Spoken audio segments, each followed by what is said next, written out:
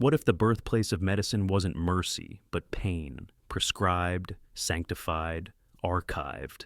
Behind the museum glass, beneath the herbal myths, lingered blades, smoke, poison, and prayers that cut deeper than the skin. We were told the ancients sought balance and harmony. The record says otherwise. Clay tablets whisper incantations over burns. Papyrus diagrams force smoke where it shouldn't go.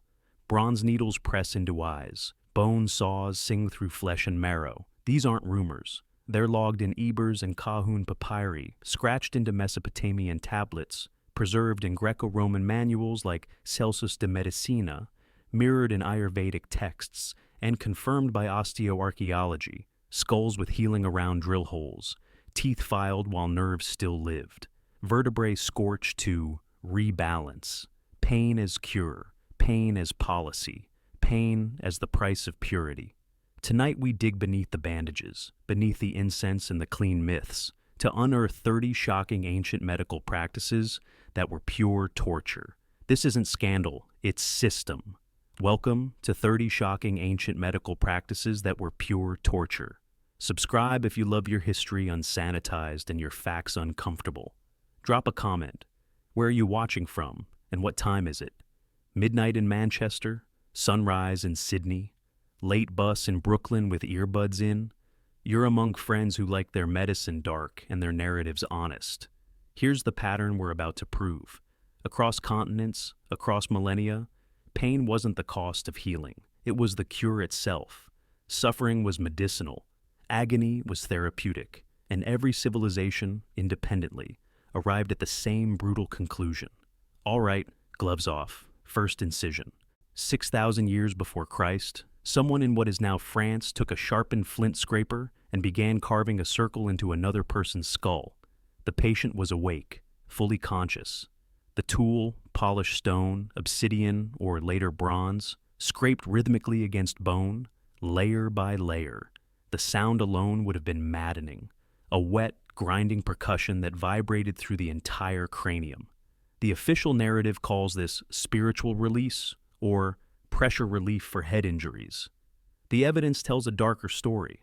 Archaeological sites across Peru, France, Morocco, and Russia have yielded hundreds of trepan skulls. The circular voids are neat, deliberate, and surgically precise. But here's what makes this practice genuinely shocking. Many patients survived. We know because the bone shows clear evidence of healing, smooth margins, new bone growth around the edges, signs of infection fought and won. These people lived weeks, months, sometimes years after someone drilled through their skull without anesthesia, antibiotics, or sterile technique. The procedure itself was brutally straightforward. The patient, restrained by relatives or held down by assistants, would have a leather strap placed between their teeth, not for comfort, to prevent them from biting through their own tongue as the scraper broke through the outer table of the skull, then the spongy diplo layer, then finally the inner table. One slip and the tool pierces the dura mater, the membrane protecting the brain. Instant death or permanent neurological damage. Yet, they did it. Again and again. Some skulls show multiple trepanations, healed holes next to fresh ones. The patient survived the first surgery, lived long enough to develop whatever condition warranted a second drilling, and survived that too. Why? The medical texts are silent. We have the tools, delicate bronze trepans from Roman surgical kits, sharpened obsidian blades from Mesoamerica, but no instruction manual explaining the reasoning. Mesopotamian medical texts mention opening the skull to release demons. Egyptian papyri reference head wounds, but skip the intentional drilling. The Hippocratic corpus warns against trepanation, except in specific traumatic injuries, suggesting the practice was common enough to require regulation. What we do know, it hurt. Unimaginably. The scalp had to be cut and peeled back. The periosteum, the membrane covering the bone, had to be scraped away. Then the drilling. Minutes or hours of conscious, excruciating drilling. And if you survived, you lived with a void in your skull, covered only by scar tissue and scalp. The herbal poultices applied afterward, documented in later medical texts from Greece and Rome, included frankincense, myrrh, and honey. Antiseptic properties, yes, but also agonizing on open bone and exposed membrane, every application of fresh torture. And it worked. At least people survived, whether it cured headaches, expelled demons, or relieved. Cranial pressure is debatable. What's certain is that someone, somewhere, decided drilling holes in conscious patients was medicine, and the practice spread across every inhabited continent. If drilling the skull seemed extreme, what followed went inside the body itself. Picture a chamber in Thebes, circa 1850 BCE. A woman sits on a low stool, legs spread over a brazier arrangement.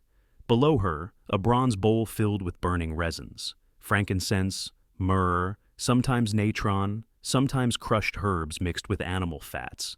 The smoke rises, deliberately, directly, into the vaginal canal. This wasn't incense therapy, this was medical procedure, documented in both the Cahun Gynecological Papyrus and the Ebers Papyrus. Womb fumigation served as diagnostic tool and treatment. The theory, preserved in hieratic script. The womb was a wandering organ, capable of moving throughout the body, causing various ailments.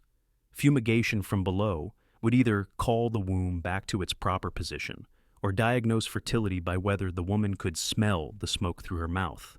Read that again. They believed that smoke forced into the vagina should travel through the uterus, through the abdominal cavity, up the throat, and become detectable on the breath.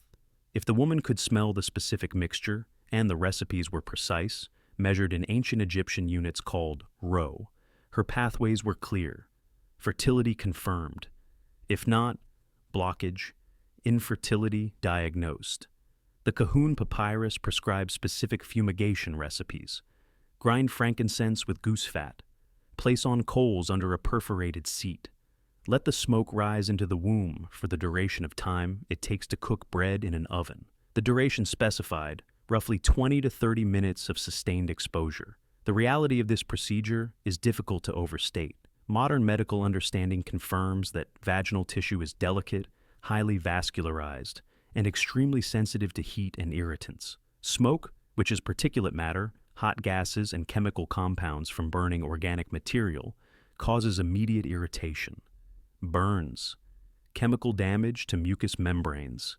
The resins favored in Egyptian fumigation included oleoresins that stick to tissue and continue burning even after the smoke source is removed. Evidence from the papyri suggests this wasn't rare.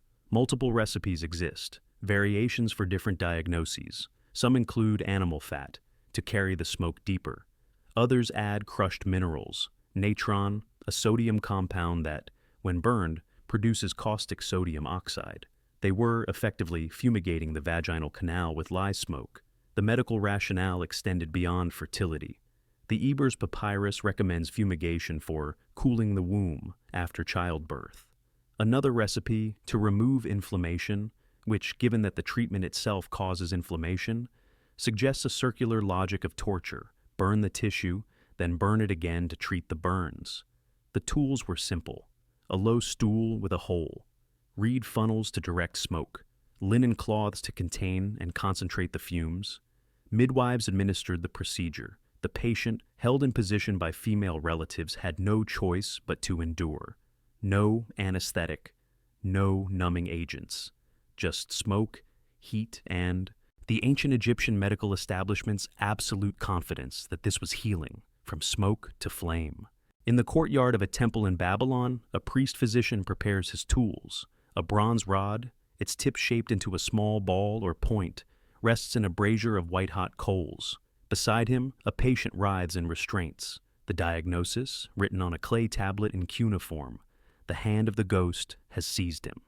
The prescription, burn it out. Mesopotamian medicine operated on a dual system. Disease had natural causes, bad food, poor water, exposure to elements. But serious illness, chronic pain, mental disturbance, those were demons, ghosts, angry gods, and the treatment combined incantation with cautery. The Sherpu Incantation series, a collection of texts spanning the 2nd and 1st millennium BCE, provides the ritual framework. The patient must confess sins, known and unknown, while the priest-physician recites protective formulas. Then, at prescribed points on the body, the hot iron is applied. The burn marks form a map of protective sigils, Pain drives out the possessing entity. The scar tissue seals the entry point. The medical diagnostic texts are more specific and somehow worse.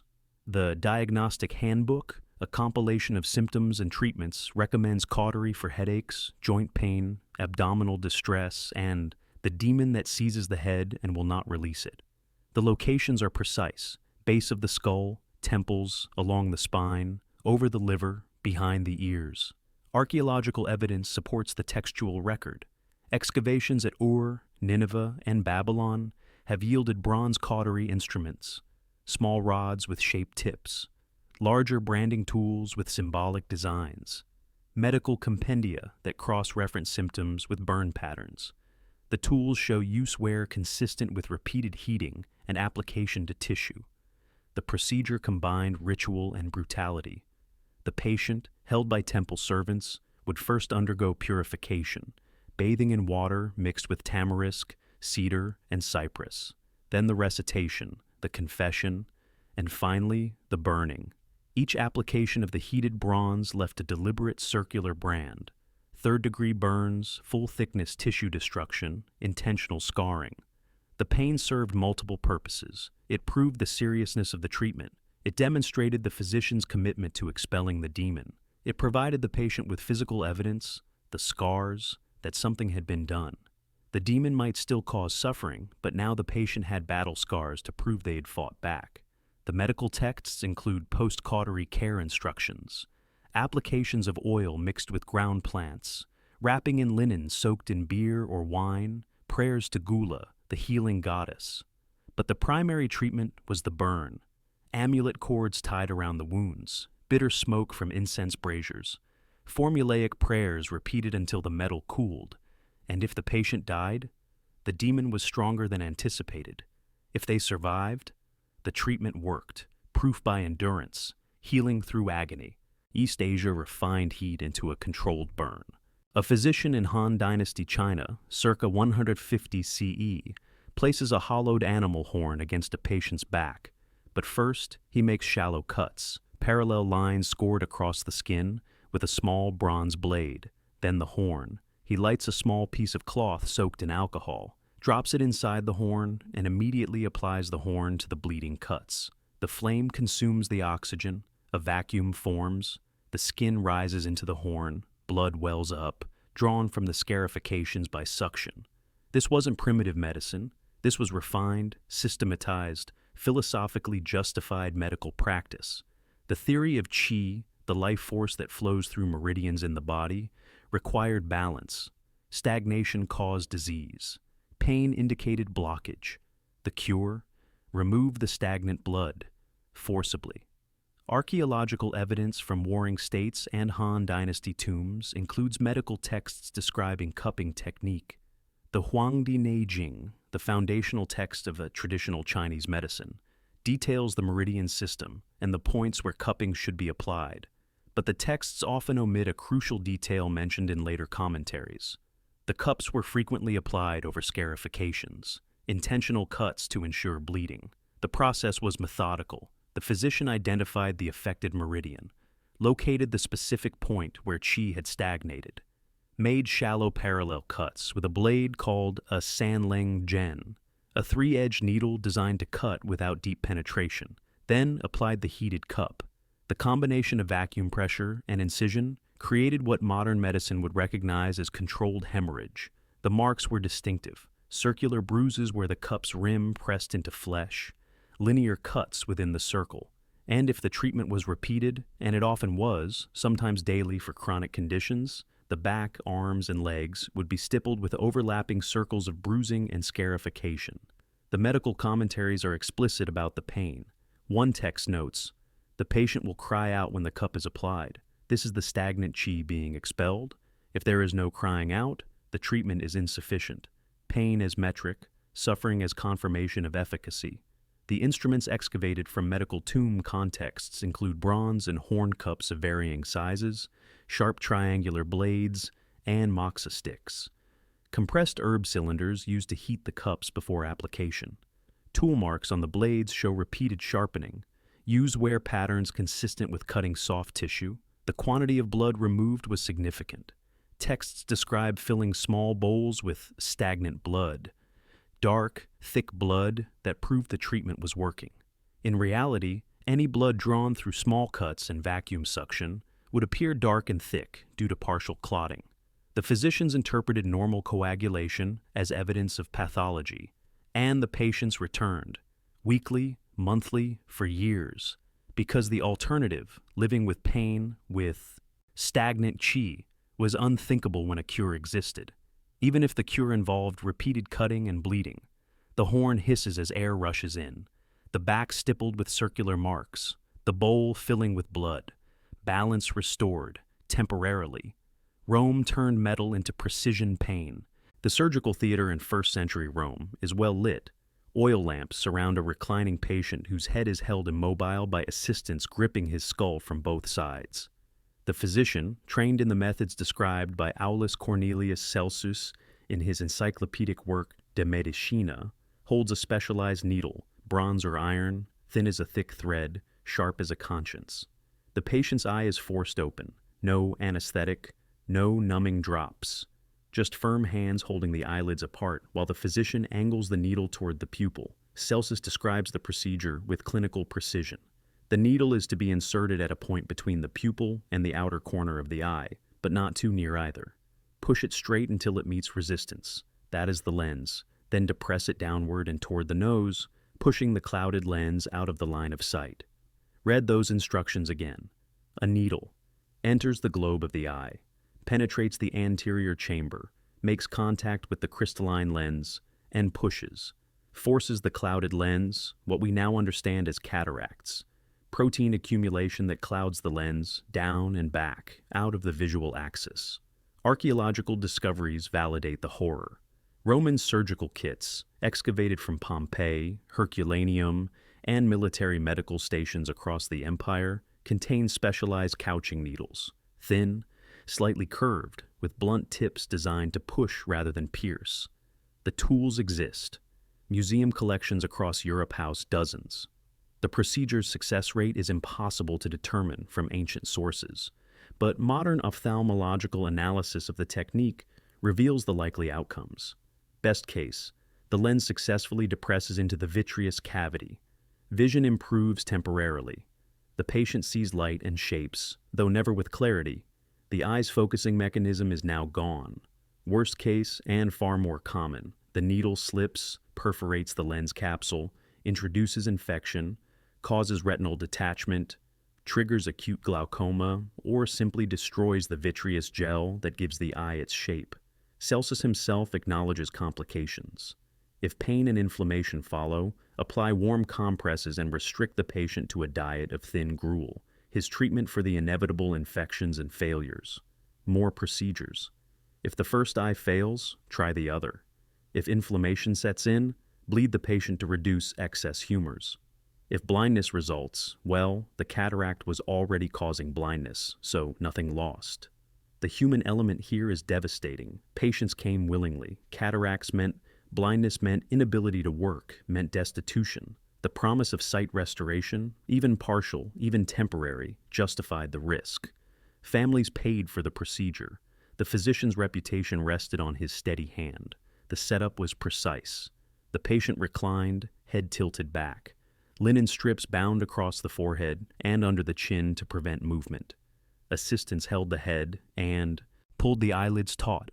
The physician, standing to the side for better angle, carefully inserted the needle through the white of the eye, the sclera just behind the junction with the cornea, a specific entry point, repeated thousands of times across the empire, standardized through training and text. Then the push, slow pressure against the lens.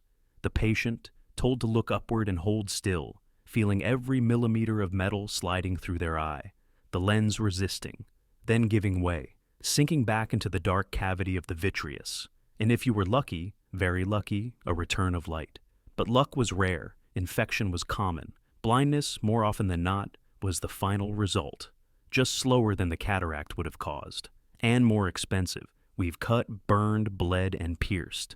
And this was just the opening act. In the classical Ayurvedic medical system, documented in the Charaka Samhita and Sushruta Samhita between 600 BCI and 200 CE, the ultimate cure for chronic disease was panchakarma, 5 purification actions designed to expel accumulated toxins. The theory was elegant.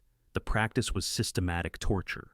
The preparatory phase began with oleation, snehana. The patient consumed increasing quantities of clarified butter, ghee, sometimes reaching a full liter per day over the course of 7 to 14 days. Not drizzled on food, consumed directly. Warm, liquid fat drunk from a bowl. The purpose? Saturate the body's tissues, loosen the toxins from where they'd lodged in organs and joints, prepare the system for expulsion. The nausea was immediate and cumulative. Ancient commentaries note that patients become disgusted with ghee and resist the treatment. Physicians prescribed continuing despite revulsion.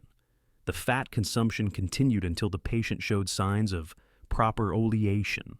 Skin becomes oily, stools float, exhaustion sets in. Next came svedana, therapeutic sweating. The oleated patient was placed in an enclosed steam chamber, sometimes a small tent-like structure with hot stones and water creating continuous steam, sometimes buried to the neck in heated sand or grain. Duration. Until sweat appears on the forehead and extremities, typically 30 to 60 minutes.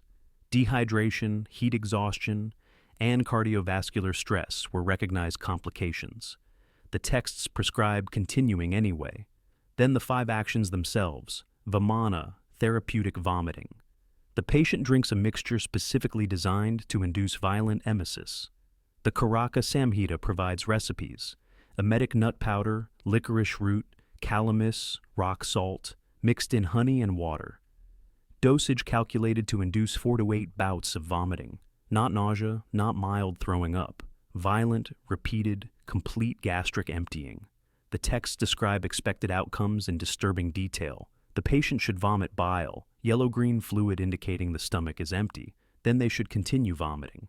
Dry heaves count as purification. The body is expelling toxins at a subtle level, even when nothing remains to expel. Recommended duration: 1 to 3 hours of active vomiting. Virachana, purgation, followed. Strong laxatives, castor oil, senna, trivrit, a morning glory species containing powerful cathartic compounds, sometimes mixed with rock salt. The goal, 10 to 20 evacuations. Not bowel movements, complete liquid evacuations. The stool should progress from formed to loose to liquid to bile-tinged water. If blood appeared, the text noted this as excessive but continued the treatment with lighter doses the next day. Basti, therapeutic enemas, comprised the middle treatment, but these weren't simple water enemas. The Sushruta Samhita describes elaborate mixtures: herbal decoctions, oils, milk, meat broths, honey, salt, sometimes acidic substances, sometimes caustic substances, administered in volumes up to 1 liter. Retention time varied. Some mixtures were meant to be held for hours, others expelled immediately. The number of enemas in a treatment course, 30 to 120, administered daily. Nausea, nasal administration, involved forcing oils, powders, or herbal juices through the nasal passages, not drops. Forced inhalation of substances meant to cleanse the head and reach the brain. The patient, head tilted back, often restrained because the instinct is to resist, receives measured doses of sesame oil, clarified butter, herbal extracts, sometimes caustic substances like pepper or ginger juice. The burning sensation in the sinuses and throat was expected. Nosebleeds were noted as confirmation of effectiveness. The final action, raktamokshana, was bloodletting, either through venipuncture or through application of leeches. Volume removed, enough to lighten the body and reduce heat, typically 1 to 2 cups. Combined with the dehydration from vomiting, purging, and sweating, this blood removal could trigger cardiovascular collapse. Modern medical analysis of panchakarma reveals the obvious: severe dehydration, electrolyte imbalance, protein depletion, intestinal damage, esophageal trauma from repeated vomiting, rectal bleeding from harsh purgatives. The Ayurvedic texts recognize these as possible outcomes. The recommended response: reduce intensity slightly, then continue. Patients died. The texts acknowledge this obliquely. If the patient is too weak, postpone treatment. But death during panchakarma was interpreted as evidence the toxins were too deeply lodged, not that the treatment was lethal, and people sought this out, voluntarily, even paid for it, because chronic illness, pain, fatigue, digestive problems seemed worse than temporary purification torture. The promise of emerging cleansed justified weeks of systematized suffering. If it didn't come out one end, they worked the other. The Hippocratic Corpus, that foundational collection of Greek medical texts from the 5th and 4th centuries BCE, contains detailed surgical instructions. Tucked between treatises on head wounds and bone setting is a particularly vivid procedure, cautery for hemorrhoids. The instructions are precise. The reality was screaming. The patient should be positioned on their knees and elbows, face down, buttocks elevated. An assistant should hold the buttocks apart to expose the anus. The physician takes an iron probe, heated until glowing, and inserts it directly into the hemorrhoid, maintaining pressure until the tissue turns black. No preliminary incision, no anesthetic, no numbing agent, just a red-hot iron probe inserted into one of the most nerve-dense, sensitive regions of the human body. The hemorrhoid, swollen, inflamed, painful already, is burned from the inside. The goal: destroy the tissue completely, cauterize the blood vessels, let the dead tissue slough off over subsequent days. The text continues with clinical detachment. If the hemorrhoid is large, multiple applications may be necessary. Insert the probe, count to 10, remove, reheat, repeat. The patient will experience significant discomfort. Significant discomfort, ancient Greek medical understatement approaching dark comedy. The complications are described with equal calm. If the burn extends too deep, fecal incontinence may result. If insufficient, the hemorrhoid may recur. If infection develops, apply warm vinegar compresses and restrict the patient to liquid diet until healing occurs. These aren't theoretical complications, these are documented outcomes. Archaeological evidence supports the textual record. Museum collections contain iron cautery probes from Greek and Roman medical contexts. The probes vary in size: thin wires for small hemorrhoids, thick rods for large ones, but all show use wear consistent with repeated heating. The tips are darkened, pitted from exposure to flesh, bent slightly from pressure against tissue. The setup betrays the violence of the procedure. Restraints aren't mentioned in the Hippocratic text, but later Roman medical writers, Celsus, Galen, specify that assistants must hold the patient firmly. The natural response to pain is withdrawal, which will cause the hot iron to burn randomly rather than precisely. Use straps if necessary. Use straps if necessary. Strap the patient down to burn them internally. The post-procedural care involved its own torture. The burned tissue dies slowly over days, sloughing off in pieces. The bowel movements, unavoidable, necessary, pass over open wounds. The ancient physicians prescribed oil and wine rinses after each defecation. Imagine that, wiping wine, acidic, alcoholic, over fresh burns inside your anus. Every single time. Yet the procedure was common. Greek medical schools taught it. Roman military physicians performed it on soldiers with chronic hemorrhoids.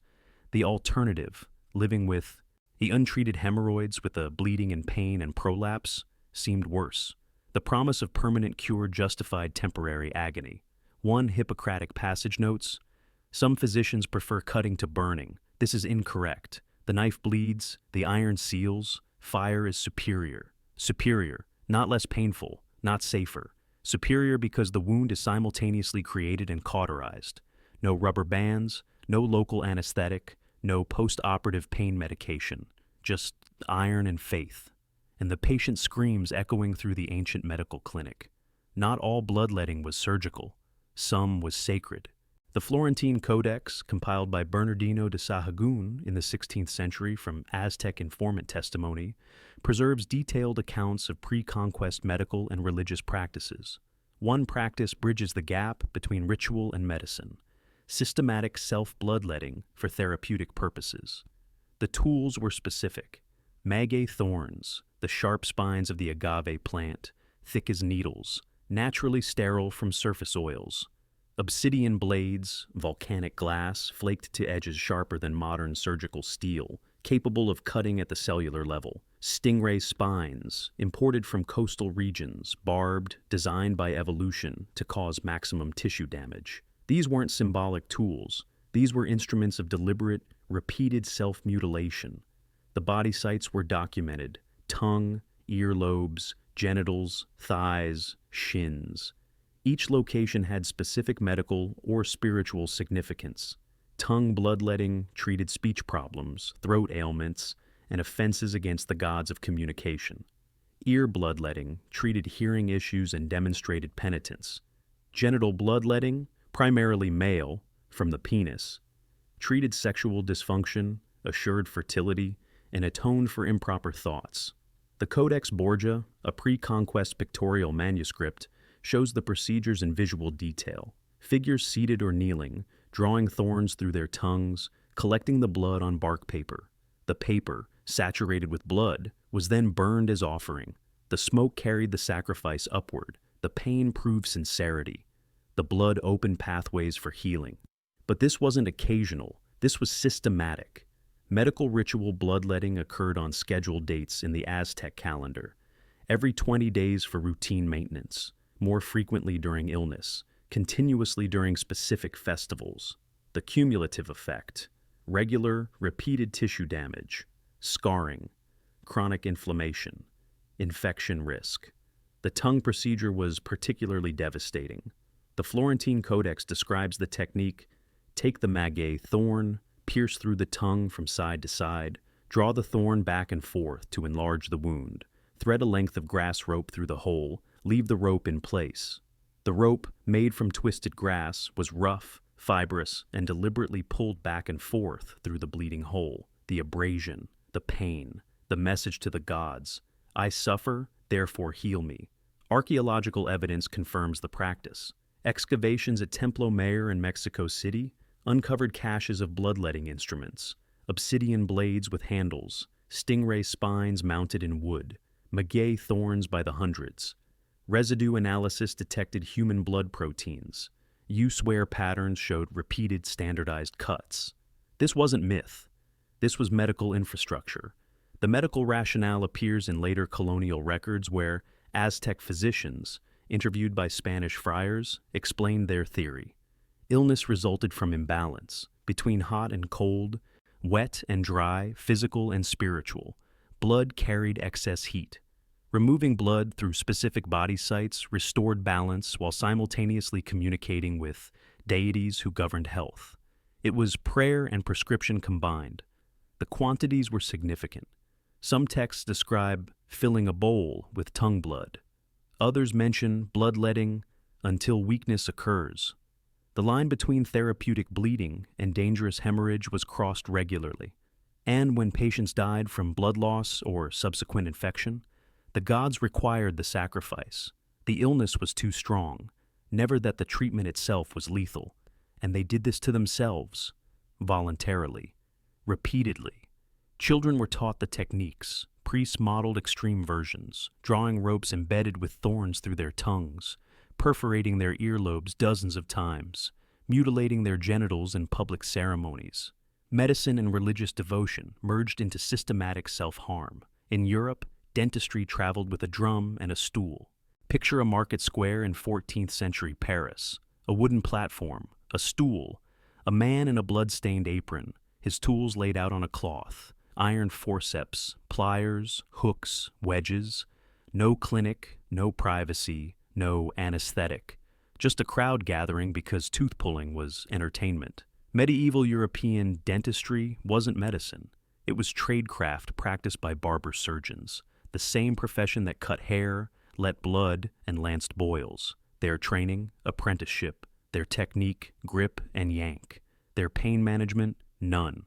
The procedure was brutally simple. The patient, already in agony from abscess, decay, or fracture, sat on the stool. The barber surgeon examined the mouth, identified the problematic tooth, selected the appropriate tool. Small teeth got thin forceps. Molars required heavy pliers with serrated jaws.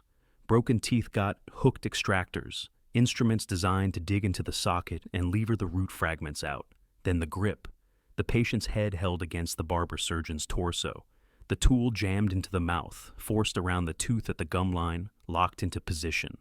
And the pull, straight outward for front teeth, rocking side to side for molars, breaking the periodontal ligaments before the final yank. The sound, wet cracking, tearing tissue, sometimes breaking bone, carried across the square. Medieval guild manuals preserve instructions. Grip firmly, pull quickly. If the tooth breaks, use the hook to remove the root. If the socket bleeds excessively, pack with wool soaked in wine. If the patient faints, revive with strong smell and continue. Note the assumption: fainting was temporary inconvenience, not reason to stop.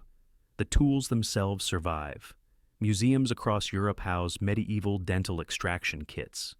The forceps are crude, rough iron, simple pivot joints, no attempt at ergonomic design. The pliers show use wear, metal worn thin from repeated gripping, jaw surfaces pitted from crushing tooth enamel. These weren't precision instruments. These were brute force leverage devices. The complications were horrific. Broken tooth roots left behind, inevitable infection. Jawbone fractured during extraction, common. Neighboring teeth damaged by slipping tools, routine. Massive bleeding from torn gum tissue, expected. And every one of these complications happened while the patient was fully conscious, fully aware, held in place by assistants or crowd volunteers who thought they were helping. The barber surgeons charged by the tooth. Multiple extractions in one session were economically efficient. Some market records describe patients having 4, 5, 6 teeth pulled in succession.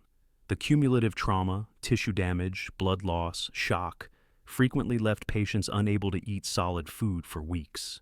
And there was no follow-up care, no antibiotics for the inevitable infection, no pain medication beyond alcohol, no soft food diet recommendations, because the assumption was that patients would eat whatever they could manage.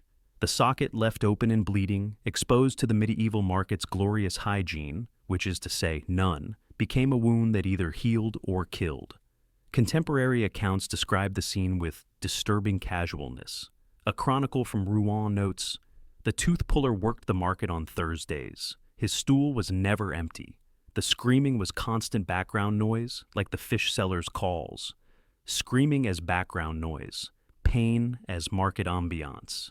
Yet people lined up, voluntarily, paid for the privilege, because an infected tooth hurt continuously day and night, making sleep impossible, eating agony. The tooth puller's brief, intense torture promised relief. Sometimes it delivered. Sometimes it killed. But either way, the current pain would end. If the face suffered the market, the body suffered the knife." The medieval Islamic medical corpus, building on Greco-Roman foundations and adding centuries of clinical observation, produced sophisticated medical texts. Al-Razi's comprehensive Kitab al-Hawi and later compilations describe detailed cautery protocols for neurological conditions, including epilepsy, the treatment, burn marks into the skull, permanent scars to seal the head against demonic influence and humoral imbalance. The medical theory combined physiology and spirituality. Epileptic seizures resulted from excess moisture in the brain. Cold, phlegmatic humors rising from the stomach to flood the head. The cure required creating drainage points and sealing entry pathways. Hot iron accomplished both. The burns destroyed superficial tissue, created scarring that theoretically diverted excess humors, and formed protective marks against supernatural triggers. The procedure, described in clinical detail in multiple medical manuals, followed a systematic pattern. The patient's head was shaved. Anatomical landmarks were identified, specific points on the forehead, temples, behind the ears, at the base of the skull. These weren't random locations. They corresponded to underlying brain regions associated with different seizure types. The physician used calibrated cautery instruments, iron rods with varying tip sizes, each heated to specific temperatures determined by timing and coal quality. The application was brief. Press the hot iron to the scalp, hold for a count of 3 to 5, lift away. The goal was controlled burning through skin to periosteum. the membrane covering the skull bone, without penetrating the bone itself. The pattern of burns varied by diagnosis. Falling sickness with foam and convulsion required forehead cautery in a triangular pattern. Falling sickness with rigidity called for bilateral temple burns. Falling sickness with temporary madness needed burns behind both ears and at the skull base. These weren't symbolic marks. These were third-degree burns, deliberately placed, creating permanent scarification. Post-procedure care involved preventing infection while ensuring the burns remained open long enough to drain excess humors. The wounds were packed with absorbent materials, cotton, linen, sometimes paper, soaked in rose oil or vinegar. The packing was changed daily, deliberately keeping the burns from healing quickly. Duration of open wounds, 2 to 4 weeks. The pain extended far beyond the initial burning. The exposed periosteum, rich with nerve endings, transmitted constant agony. Every head movement stretched the burned tissue. Sleeping required positioning to avoid pressure on the wounds. The scalp's blood supply, abundant and high pressure, meant continuous fluid weeping from the burns. Evidence for these practices comes from multiple sources: medical manuscripts with illustrated cautery points, archaeological finds of cautery instruments from Islamic medical contexts, historical records of famous epileptics receiving cautery treatment, and, tellingly, later Islamic physicians arguing against the practice, suggesting it was common enough to warrant formal refutation. Al-Razi himself, while describing the technique, notes complications. Some patients experience worsening of seizures after cautery, some develop fever and delirium, some die from infection of the head wounds. His response wasn't to abandon cautery, but to refine the technique: smaller burns, fewer points, better timing. The patient perspective appears in scattered historical accounts. One manuscript preserves a patient's description. "I preferred the seizures to the cure. The burning was brief. The healing was months. The scars remained forever. The seizures returned within a year. Brief burning, months of healing, permanent scars, no lasting benefit. Yet the practice continued for centuries. The terminology matters here. Sources vary. Some describe forehead incisions followed by cautery. Others cautery alone. Others sealing procedures that might involve multiple techniques. The common thread: deliberate tissue damage to the head for neurological conditions. Whether incision or burn or both, the result was permanent scarification of the skull in conscious patients without effective anesthesia. Japan baked medicine into the skin.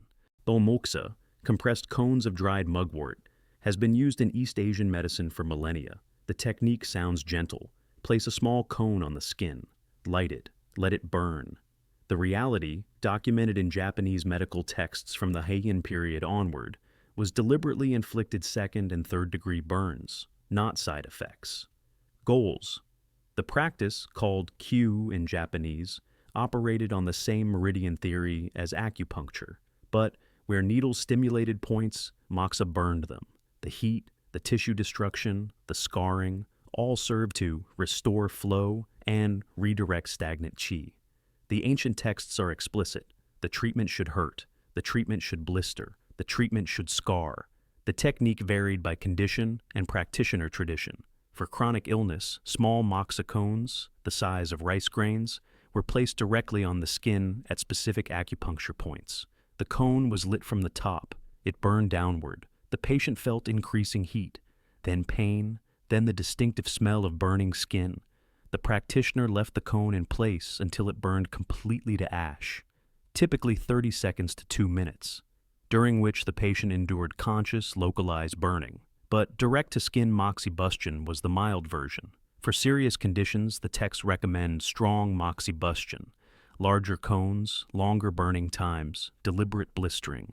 Some protocols called for repeated applications at the same site: 3 cones, 5 cones, 10 cones, each one burning until the previous blister burst, exposing deeper tissue, creating worse burns.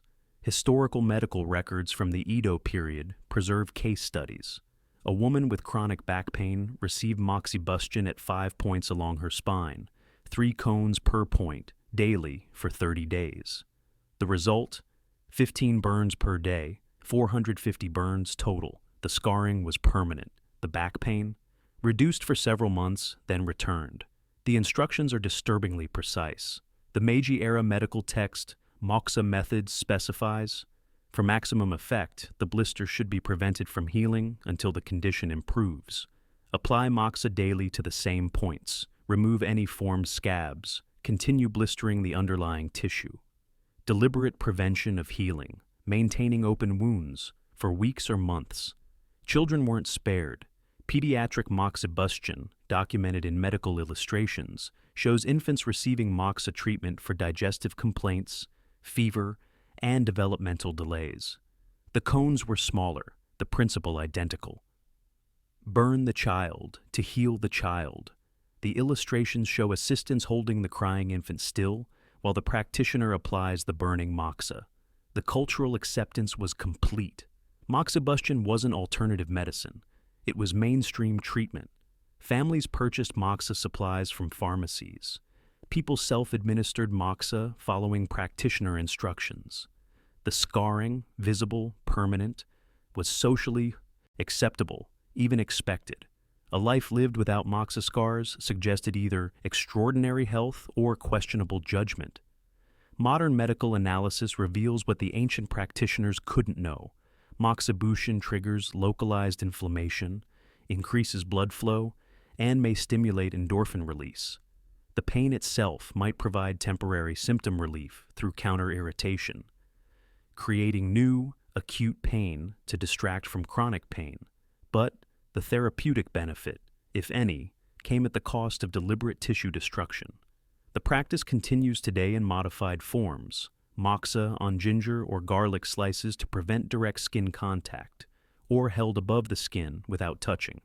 But the historical practice, documented exhaustively in medical texts and iconography, was direct burning, intentional blistering, acceptable scarring, medicine through fire. Birth itself was medicalized pain. The Egyptian and Greco-Roman medical traditions, preserved in papyri, reliefs, and medical texts, document a disturbing evolution in childbirth management. The increasing use of restraint and forced positioning. The birthing stool, a U-shaped seat allowing gravity to assist delivery, appears in medical contexts from the 3rd millennium BCE onward. What the museum displays don't show: the straps. The Kahun gynecological papyrus, dating to approximately 1850 BCE, contains the oldest known medical text focused on women's health. Among the obstetric instructions, if the woman thrashes during labor, bind her arms. Another passage, if she cries out excessively, place cloth in her mouth. These aren't emergency restraints for specific complications. These are standard protocols. Later, Egyptian tomb reliefs show birthing scenes with remarkable detail. The woman sits on the low stool, knees spread, feet braced against supports. 2 midwives crouch beside her, one on each side, but look closer. Their position suggests restraint, not support. Arms across the laboring woman's chest, hands gripping her thighs. Positioning that prevents movement. The Greek medical tradition inherited and systematized these practices. Hippocratic texts describe proper birthing positioning with concerning specificity. The woman should be seated on the stool, legs forced wide and secured to the leg supports. Her arms should be held by assistants standing behind. She must not be permitted to rise or shift position during the descent of the child. Why restraint? The medical reasoning appears in commentary texts. Movement during labor was believed to dislodge the child, cause malpositions, or prolong delivery. The woman's instinct to shift position, to stand, to move, all were seen as counterproductive. The physician's knowledge superseded the patient's bodily wisdom.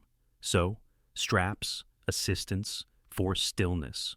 Roman birthing chairs, described by Cyrannus of Ephesus in his gynecological treatise, included built-in restraints, leather straps at wrist level, foot restraints to maintain leg spread.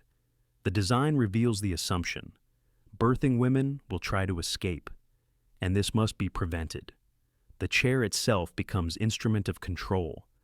The experience pieced together from scattered historical accounts and medical descriptions was claustrophobic terror. Labor pain, already overwhelming, intensifying through contractions, combined with forced immobility. The urge to stand, to walk, to squat, all denied, arms held, legs spread and fixed, midwives commanding stillness while the body demands movement. Complications multiplied, forced positioning, limited pelvic mobility, the natural movements that help the infant navigate the birth canal. Prolonged second-stage labor increased maternal exhaustion and infant distress. The restraints themselves caused additional trauma, ligature marks, bruising, sometimes nerve damage from overly tight straps. Post-delivery care continued. The medical control.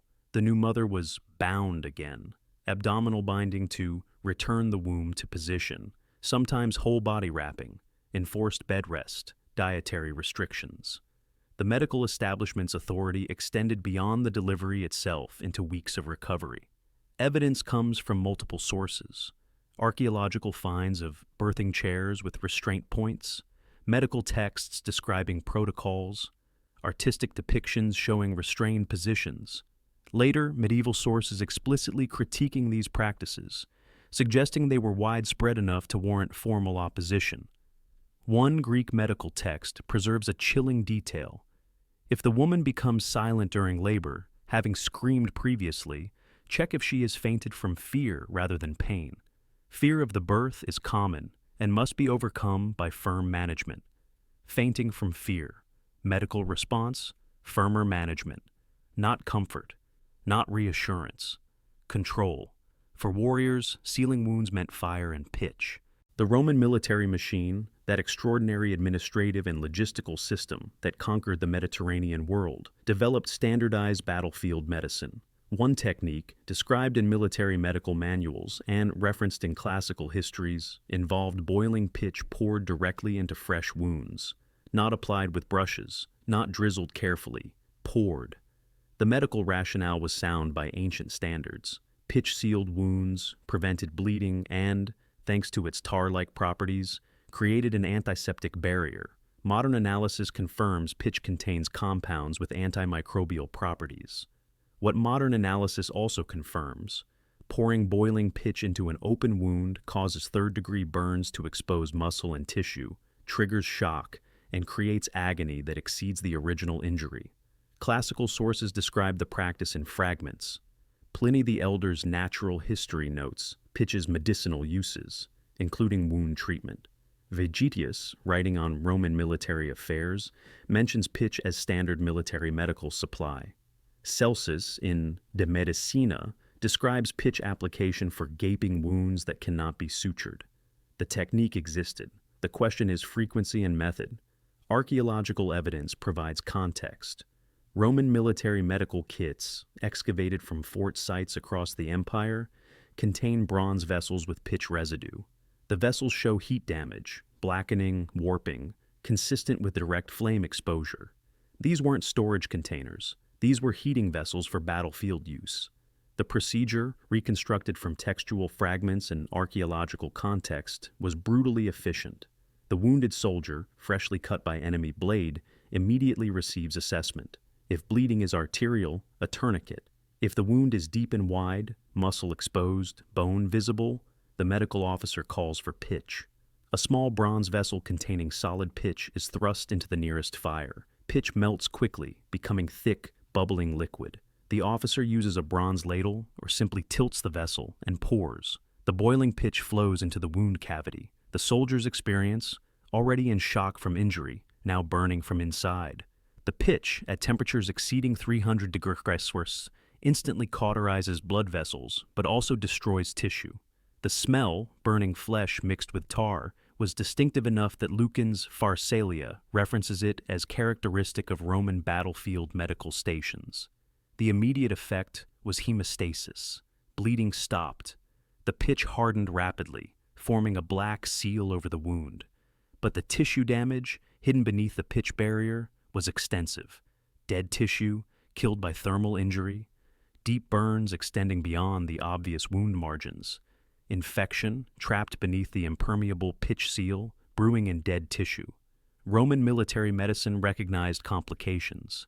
Later, medical texts describe removing hardened pitch, which required literally prying it off, tearing away scar tissue, reopening wounds for cleaning and drainage. The The cure created injuries requiring their own treatment. Yet the practice persisted because battlefield conditions left few alternatives. Suturing required time, skill, clean conditions.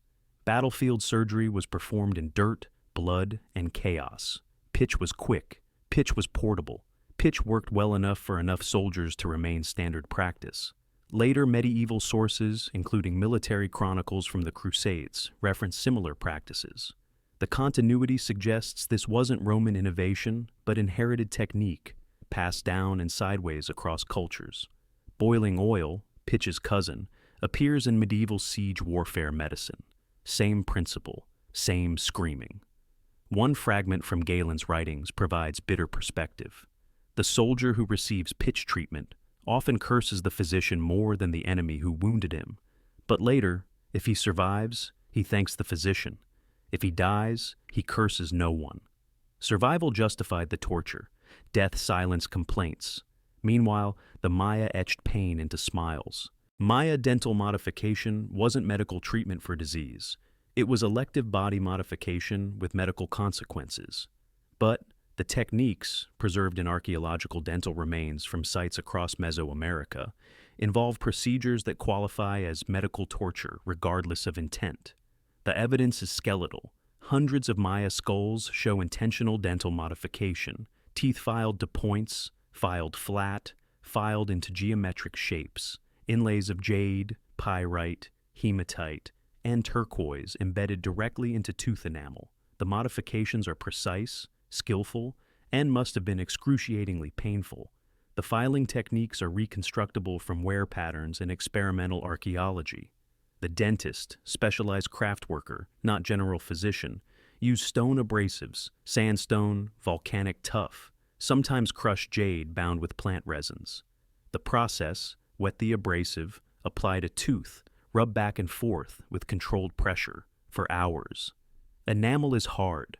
Filing through enamel to create notches, grooves, or points requires sustained heavy abrasion. The vibration transfers through the tooth to the root. As filing progresses through enamel into dentin, the softer tissue beneath, the nerves begin responding. First sensation, then discomfort, then pain. The dentist continues, filing through dentin, approaching the pulp chamber where nerves and blood vessels reside. Some Maya dental modifications show filing completely through to the pulp, intentional. The tooth still alive, nerve exposed, filed to a decorative point. Micro-CT analysis of modified teeth reveals pulp chamber responses. Defensive dentin formation, attempts at self-protection. The body tried to defend against the filing. The filing continued anyway. The inlay procedure was worse. Creating a mortise for jade or a pyrite inlay required drilling into the tooth face. The tools, bow drills with obsidian or stone bits, using wet sand as abrasive. The dentist positioned the drill bit against the tooth surface and began the back and forth motion. The obsidian, harder than enamel, gradually carved a circular cavity. Drilling speed determined pain intensity. Fast drilling generates heat. Tooth structure burns, smoke rises from the mouth. Slow drilling is less thermal damage but longer duration of vibration and pressure. Either way, conscious extended dental drilling, without anesthetic. Through enamel, through dentin, sometimes into the pulp chamber itself. The inlays were fitted while the tooth was still living. Jade plugs, carefully shaped to match the drilled cavity, were cemented in place with adhesive mixtures, plant resins, organic cements. The fit had to be tight. The hammering to seat the inlay probably cracked the tooth internally. Dental analysis shows crack lines radiating from inlay sites, evidence of impact damage. Complications were inevitable. Exposed pulp meant direct bacterial access. Infection, abscess formation. Sometimes the tooth died and discolored, but the inlay remained. Sometimes the entire tooth fractured and had to be extracted, using the same Iron Age techniques as other cultures, meaning forceps and force. Yet the practice was widespread, not reserved for elite. Dental modification appears across Maya social classes, adults and adolescents, men and women. The pattern suggests cultural expectation. Everyone modified their teeth, despite the pain, despite the complications, despite the permanent damage. One remarkable archaeological find: a Maya skull with jade inlays where the surrounding bone shows evidence of chronic infection. The person lived with abscessed teeth for months or years. The infection eventually eroded the jawbone, yet the inlays remained in place. Beauty over comfort, status over pain. Or perhaps pain as the price of beauty and status was simply accepted. The dental specialists who performed these modifications were skilled. The precision of filing, the accuracy of drill placement, the quality of jade shaping, all demonstrate expertise. But expertise in causing pain, mastery of conscious dental mutilation. In Persia, divine heat blistered illness away. The practice of raising blisters for therapeutic purposes, vesicant therapy, appears across Greco-Roman and Persian medical traditions. The technique combined caustic chemicals and hot instruments to deliberately create second-degree burns, not accidental burns from carelessly applied treatment. Intentional chemical injury, carefully controlled, extensively mapped across the body according to diagnosis. The medicinal theory centered on drawing out internal illness. Plasters containing cantharides, Spanish fly beetles crushed, euphorbium, plant latex, or strong caustics were applied to specific body sites above the affected internal organ. The chemicals burned through the epidermis, creating blisters that filled with fluid. The fluid, physicians reasoned, contained the disease material being expelled. The reality was localized chemical burns. Cantharides contains cantharidin, a potent vesicant that destroys cellular adhesion. Applied to skin, it causes blistering within hours. The process, cells separate, fluid accumulates. The skin lifts away from underlying tissue. The pain begins as burning sensation, intensifies to sharp agony as nerve endings are exposed, continues as throbbing for days. Medical texts provide recipes with disturbing precision. Galen's pharmacological writings include multiple vesicant formulations. Take dried Spanish flies, grind to powder, mix with wax and oil, apply to the skin for the space of 6 hours. 6 hours of active chemical burn. The prescription continues. When the blister has risen fully, remove the plaster, pierce the blister with a bronze needle, drain the fluid into a bowl for inspection. The fluid inspection was diagnostic theater. Physicians examined the blister fluid for color, consistency, smell. Clear fluid meant one diagnosis. Yellow meant another. Blood-tinged was concerning. In reality, all blister fluid is essentially the same, plasma and cellular debris from damaged tissue. But the examination provided confidence that the treatment was working, that disease was being expelled. Some protocols required preventing the blister from healing. Daily application of mild caustics to keep the wound open and weeping. The medical reasoning, continuous drainage meant continuous disease expulsion. The physical result, chronic open wounds, constant pain, infection risk, permanent scarring. Archaeological evidence for these practices comes from multiple sources. Bronze medical instruments designed for piercing blisters, pharmacy jars with caustic residues, medical texts from Persia, Greece, Rome, and later Islamic medicine, all describing vesicant protocols. The continuity across cultures and centuries suggests the practice worked, by some definition of working. Patient accounts are rare but illuminating. One Roman letter, preserved by chance, describes blistering treatment for chronic fever. The physician applied the plaster at dawn. By midday, I begged him to remove it. He refused, saying the treatment required completion.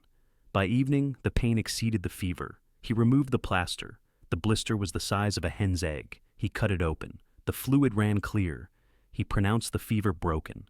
It returned within days. The treatment pattern is darkly familiar. Deliberate injury, confident diagnosis from examining the injury results, temporary subjective improvement, possibly from shock or distraction, recurrence of original condition. But because some patients did improve through natural disease course, placebo effect, or statistical chance, the practice continued. The instruments for blister therapy included specialized cups, bronze or glass vessels heated and applied to the skin over pre-scarified areas. The heat plus the cuts plus the suction created controlled blistering. The cups were manufactured in medical workshops, standardized sizes for different body regions. This wasn't fringe medicine. This was mainstream therapy with industrial supply chains. Persian medical texts add another layer: blistering therapy combined with astrology. Specific days were auspicious for blistering specific body parts. The conjunction of Mercury and Venus favored lung blistering. Mars opposition required avoiding head treatments. The celestial timing didn't change the chemical burns, but it provided framework, meaning, system. The practice survived into early modern Europe. Vesicant plasters appear in 18th century pharmacopoeias. The transition from ancient to modern medicine wasn't clean. These tortures faded gradually, reluctantly, defended by medical authorities who couldn't imagine healing without deliberately causing pain. The pattern deepens, geography changes. The method, pain, doesn't.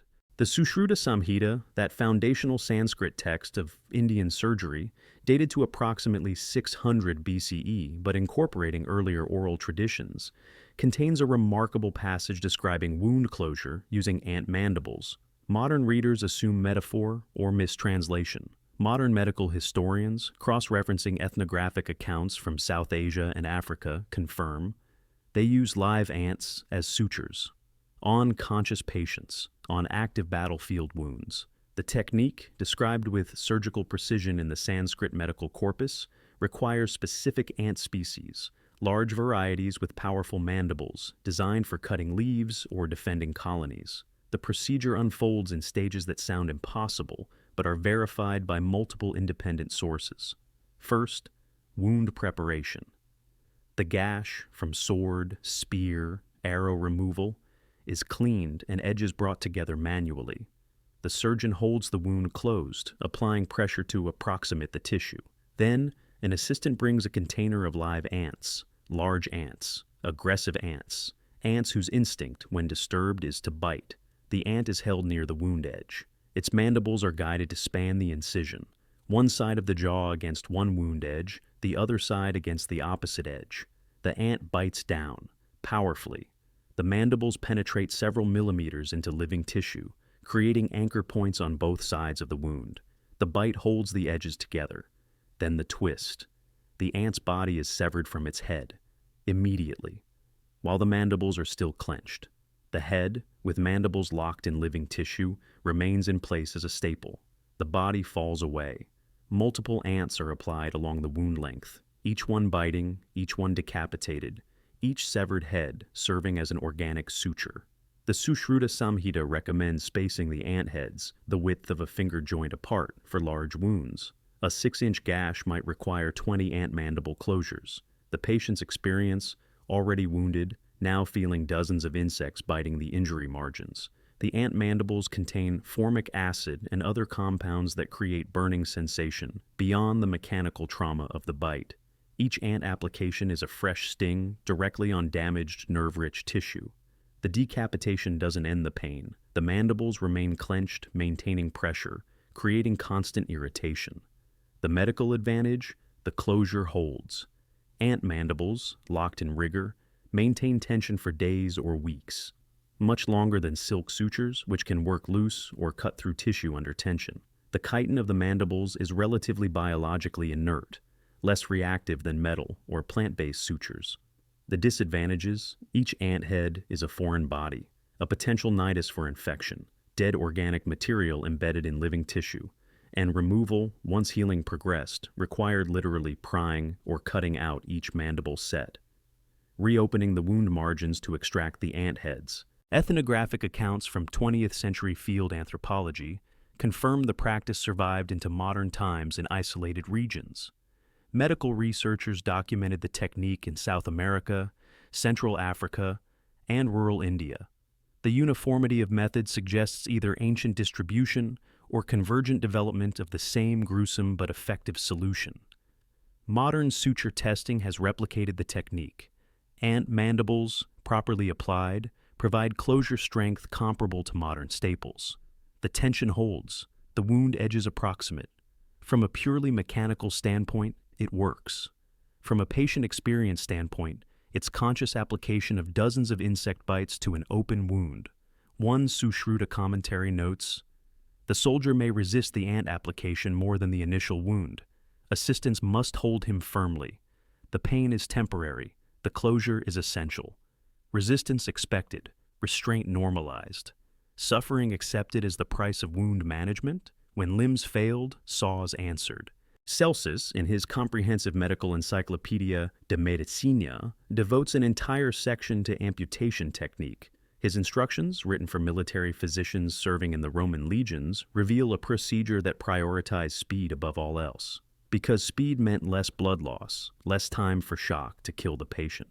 And because battlefield conditions, dirt, chaos, no sterile environment, meant lingering, meant death anyway.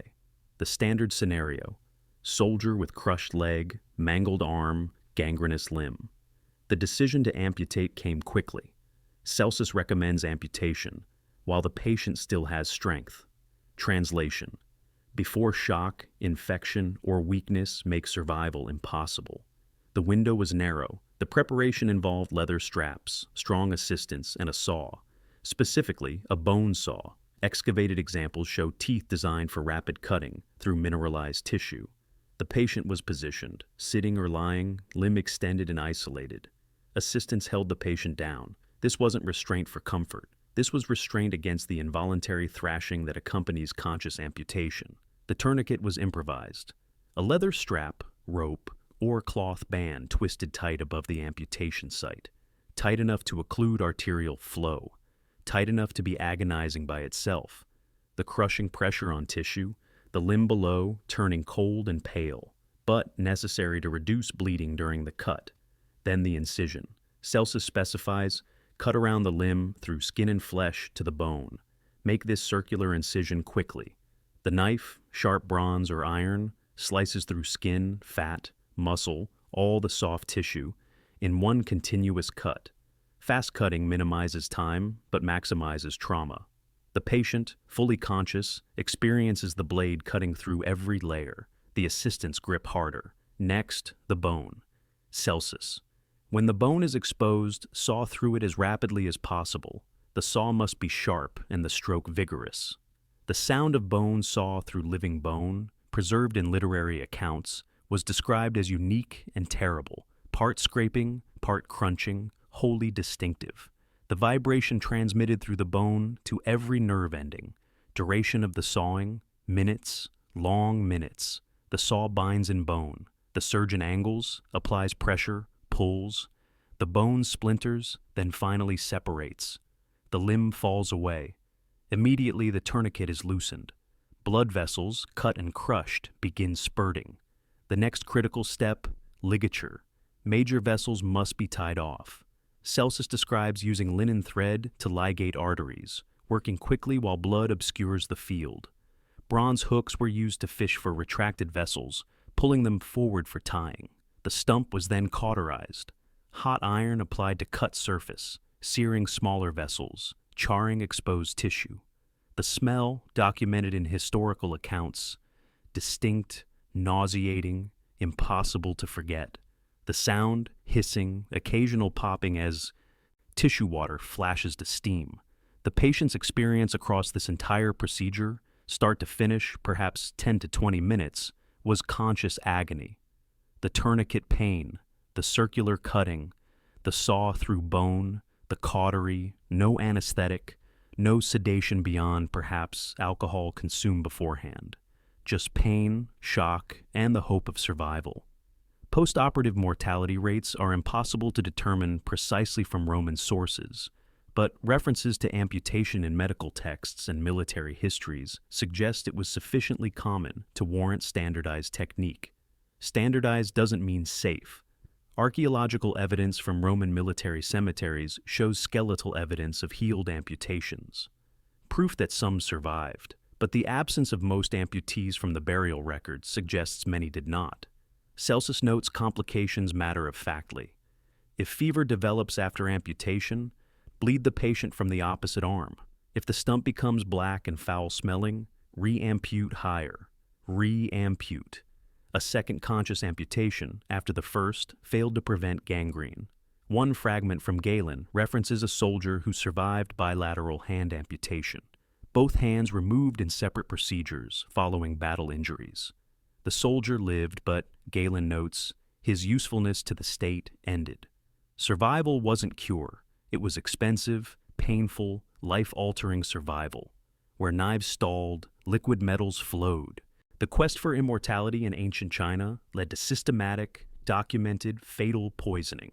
The substance, cinnabar, mercuric sulfide, that brilliant red mineral associated with life, vitality, and transcendence. The preparation, heated, processed, sometimes combined with sulfur to produce liquid mercury. The consumption, regular, prescribed, continuous. The result, tremor, madness, organ failure, death. The Daoist alchemical texts dating from the Qin and Han dynasties describe elaborate cinnabar preparation protocols. The mineral was ground, washed, heated in specialized furnaces, sometimes mixed with other minerals, always with the goal of creating purified mercury compounds. These preparations, documented in texts like the Bao Pu Zi by Ge Hong, were explicitly intended for consumption, not external application, drinking, eating, pills of mercury compounds taken daily. The medical philosophical rationale made internal sense within the Chinese cosmological framework. Mercury was unique, a metal that flowed like water, heavy yet liquid, able to dissolve gold. These properties suggested supernatural potency. A substance that transcended categories might help the human body transcend mortality. The imperial historical records preserve the consequences. Multiple Chinese emperors died from elixir poisoning.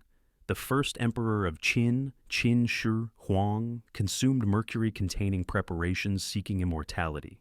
The historical record notes his health declined, tremors, paranoia, declining mental function, before his death at 49. His tomb famously contains rivers of liquid mercury. The vapor concentrations in the tomb complex, measured by modern archaeological teams, are toxic even now, 2,200 years later. The Tang dynasty saw multiple imperial deaths linked to alchemical elixirs. Emperor Xianzong died after consuming longevity medicines. Emperor Wuzong, Emperor Xuanzong. The pattern was obvious, yet the practice continued. New formulas, different preparation methods. Surely this time the purification would work. The symptoms of chronic mercury poisoning, described in later medical texts that attempted to rationalize or prevent elixir deaths, match modern toxicology perfectly. Tremor, particularly of the hands, tooth loss and gum inflammation, kidney damage, personality changes including irritability and memory loss, peripheral neuropathy. The text interpreted these symptoms as transformation, the body changing, approaching immortality. The shaking hands were dragon tremors. The mental changes were ascending to celestial consciousness. Lower down the social hierarchy, the same compounds were prescribed for medical purposes. Mercury, quicksilver, was used to treat syphilis, intestinal parasites, and skin conditions. The dosing was lower than the immortality seekers, but the principle identical. Consume toxic metals to cure illness or extend life. Archaeological evidence supports textual accounts. Han Dynasty tomb excavations have yielded alchemical equipment, furnaces, crucibles, mortar, and pestles with mercury residue. Wealthy burials include cinnabar in significant quantities, sometimes kilograms of the mineral. One tomb contained what archaeologists interpreted as a mercury purification apparatus, complete with condensation channels and collection vessels. The preparation methods varied, but the danger remained constant. Some alchemists believed fire-processed cinnabar was safer. Others preferred water method preparations. Different schools advocated different additives, sulfur, lead, arsenic compounds, to balance the mercury's nature. Each method produced mercury compounds. Each compound was toxic. The truly disturbing aspect, the knowledge was available. Texts from the same periods that promote cinnabar elixirs also contain warnings, descriptions of poisoning cases, recommendations to limit dosage or discontinue if certain symptoms appear. The conclusion is inescapable. They knew cinnabar was dangerous. They knew mercury killed. They consumed it anyway because the promise of immortality outweighed certain risk. One alchemical text preserves a chilling instruction. If tremors develop, increase the dose. The tremor indicates the process is working. The body resists transformation. Greater dosage overcomes resistance. The cure for poisoning symptoms: more poison. the logic of addiction dressed in philosophical terminology. Modern analysis of imperial remains, where available, confirms mercury exposure. Hair samples, bone samples, tissue samples, all show elevated mercury levels. The emperors were slowly poisoning themselves with medical supervision, philosophical justification, and absolute conviction that suffering proved progress toward transcendence. Some cutting was covenant and cure at once. Egyptian circumcision occupied ambiguous space between religious ritual, medical procedure, and social requirement. The archaeological and textual evidence, tomb reliefs, medical papyri, Herodotus's observations, establishes the practice as widespread, systematic, and excruciatingly painful. The age varied. Some sources suggest early adolescence, others describe adult circumcision, particularly for priests. The most detailed visual evidence comes from the Temple of Mut at Karnak, where a relief from approximately 2300 BCE depicts the procedure in clinical detail. Two figures hold the initiate, hands gripping arms, another steadying the legs. The operator holds what appears to be a flint blade. The scene's composition leaves little ambiguity about what's occurring. Herodotus, writing in the 5th century BCE after visiting Egypt, notes, "The Egyptians practiced circumcision for the sake of cleanliness, considering it better to be cleanly than comely." His observation establishes medical hygienic rationale alongside ritual significance. But his text also notes the practice's painful nature, suggesting it was common knowledge that the procedure was an ordeal. The tools evolved but remained brutal. Early periods, flint blades, obsidian, sharpened stone. Later periods, bronze implements. The advantage of flint, naturally sharp edges, sharper than bronze. The disadvantage, brittle, prone to breaking, rough edges causing additional tissue trauma. Bronze was duller but more controlled. The procedure, reconstructed from various textual and visual sources, required multiple people. The initiate, held firmly by at least 3 adults, was positioned for access. No anesthetic beyond possibly alcohol or herbal preparations of uncertain efficacy. The operator made the cut, rapid, decisive, completely removing the foreskin. The amount of tissue removed appears to have been more extensive than modern procedures, sometimes including the part of the ventral shaft skin. The pain mechanism is straightforward. The area is richly innervated, highly vascular, extremely sensitive. A cutting injury to genital tissue produces immediate, intense pain. The person's natural reflex, to pull away, to protect, explains the need for multiple restrainers. The procedure took minutes. The pain lasted much longer. Post-procedure care appears in medical papyri. Applications of oil mixed with ground minerals, bandaging with linen strips, rest periods before resuming normal activities. The Ebers Papyrus includes treatments for complications. If the cut becomes hot and swollen, apply a mixture of honey and green pigment. Translation: if infection develops, apply potentially antiseptic paste. The social context adds another dimension. For priests, circumcision was requirement for temple service. The procedure became gateway to occupation, social status, religious authority. Refusing the procedure meant excluding yourself from influential positions. The pain was temporary. The social benefits were lifelong. The medical rationale, separate from ritual significance, focused on hygiene in hot climates. Egyptian medical texts emphasize cleanliness, bathing, bodily purity. Whether circumcision actually provided hygienic benefits is debatable. What's certain is that Egyptians believed it strongly enough to make it nearly universal practice. The complications were recognized but acceptable. Some circumcisions resulted in excessive bleeding, some became infected, some left permanent deformity. The medical papyri include treatments for damaged circumcisions, suggesting such complications were common enough to warrant standard therapeutic protocols. One disturbing detail from later Greek sources: Egyptian priests underwent additional genital modification beyond simple circumcision. References to complete depilation and removal of all excess flesh suggest procedures more extensive and damaging than standard circumcision. These practices, if accurately reported, would have involved multiple procedures, repeated trauma, and permanent alteration. the psychological dimension, performing permanent body modification on adolescents or adults without anesthesia, with full awareness and conscious pain, was apparently not considered problematic. The cultural framework provided meaning, initiation, purification, transition to adult status, religious requirement, hygienic necessity. These justifications absorbed the pain, transformed it from torture into meaningful suffering. Modern medical ethics would classify non-therapeutic circumcision performed without anesthesia as harmful. Ancient Egyptian medical ethics classified it as essential healthcare, the same action, different frameworks, but identical pain. When balance failed, physicians burned along the spine.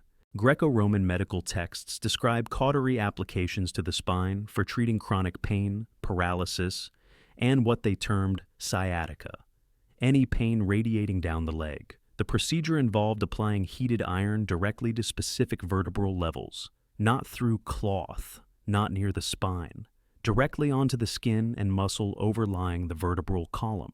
The Hippocratic corpus includes spinal cautery in its surgical sections, though with cautions. Galen, writing 5 centuries later, provides more detailed protocols. The patient positioning, face down, spine exposed, arms held to prevent movement. The physician identified specific vertebrae by palpation, counting down from the base of the skull or up from the sacrum, and marked points for cautery. The iron tools varied by intended depth, thin probes for superficial burns, thicker rods for deep tissue destruction. The metal was heated in braziers until glowing, dull red minimum, bright orange preferable. The temperature required to maintain glow, 900, 1100 degrees Celsius. Application technique followed systematic protocol. The physician pressed the hot iron to the marked point, held it. Pressure and duration determined burn depth. Galen specifies, hold the iron until the patient's cry reaches peak, then maintain that position for a count of 3. Use the patient's screaming as a timer. Peak scream equals proper depth. Keep burning for 3 seconds more. The burns were deliberate third-degree injuries destroying skin, fat, fascia, sometimes reaching muscle near the spine. The proximity to the spinal cord made the procedure particularly dangerous. A slip, excessive pressure, or miscalculated depth could damage the vertebra itself, or transmit enough heat to affect neural tissue. The pain existed on multiple levels. The immediate burn, flesh searing. The sustained burn, 3 seconds holding the iron in place. The aftermath, exposed nerve endings and destroyed tissue. Then the healing process, weeks of open burns on the back, area impossible to avoid stressing during any movement. Multiple burns were standard. One text describes treating sciatica with 5 cautery points along the lumbar spine. Another recommends bilateral burning, matching burns on both sides of the vertebral column for balance. The cumulative trauma, 10 third-degree burns in a single session, arranged in neat patterns down the patient's back. Post-cautery care involved preventing infection while ensuring the burns remained open long enough to drain the morbid matter. Bandages soaked in wine or vinegar. Daily dressing changes requiring disturbing the wounds. The patient instructed to lie face down, avoiding pressure on the burns. Duration until healing. Weeks to months depending on burn depth. The medical theory underlying spinal cautery combines several concepts. Counter-irritation. Create new pain to distract from original pain. Drainage. Burned tissue weeps fluids, carrying away disease. Energetic intervention. Heat. Applied to specific points alters body's fundamental balance. None of these theories correspond to actual physiology, but all provided rationale for deliberate tissue destruction.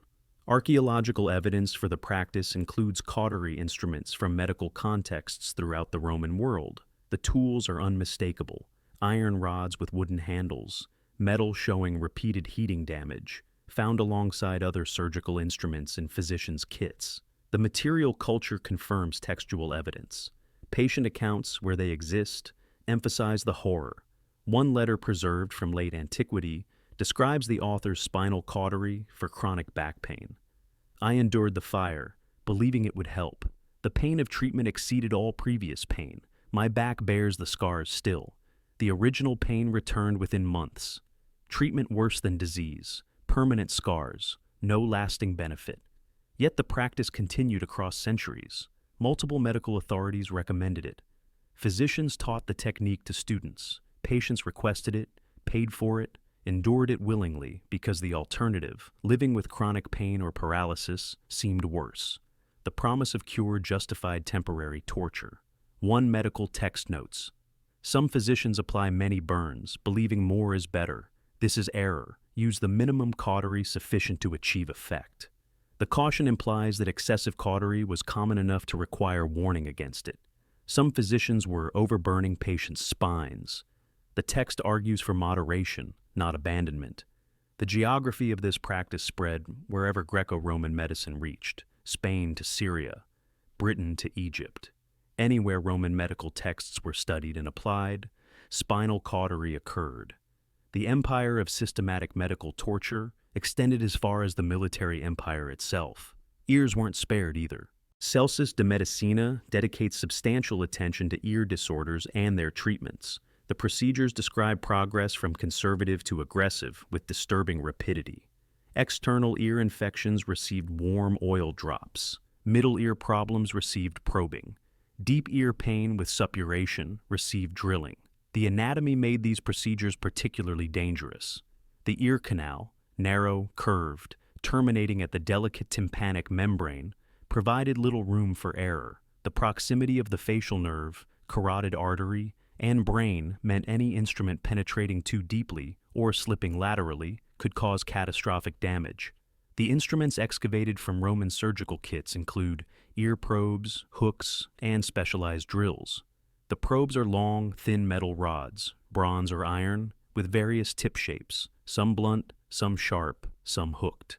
The drills are smaller versions of trepanation instruments, designed for precise boring through tissue and thin bone. The procedure for purulent ear with pain began with probing. The patient's head was held immobile by assistants. The physician inserted the probe into the ear canal, advancing carefully until meeting resistance, either the tympanic membrane or, if perforation had already occurred, the middle ear structures.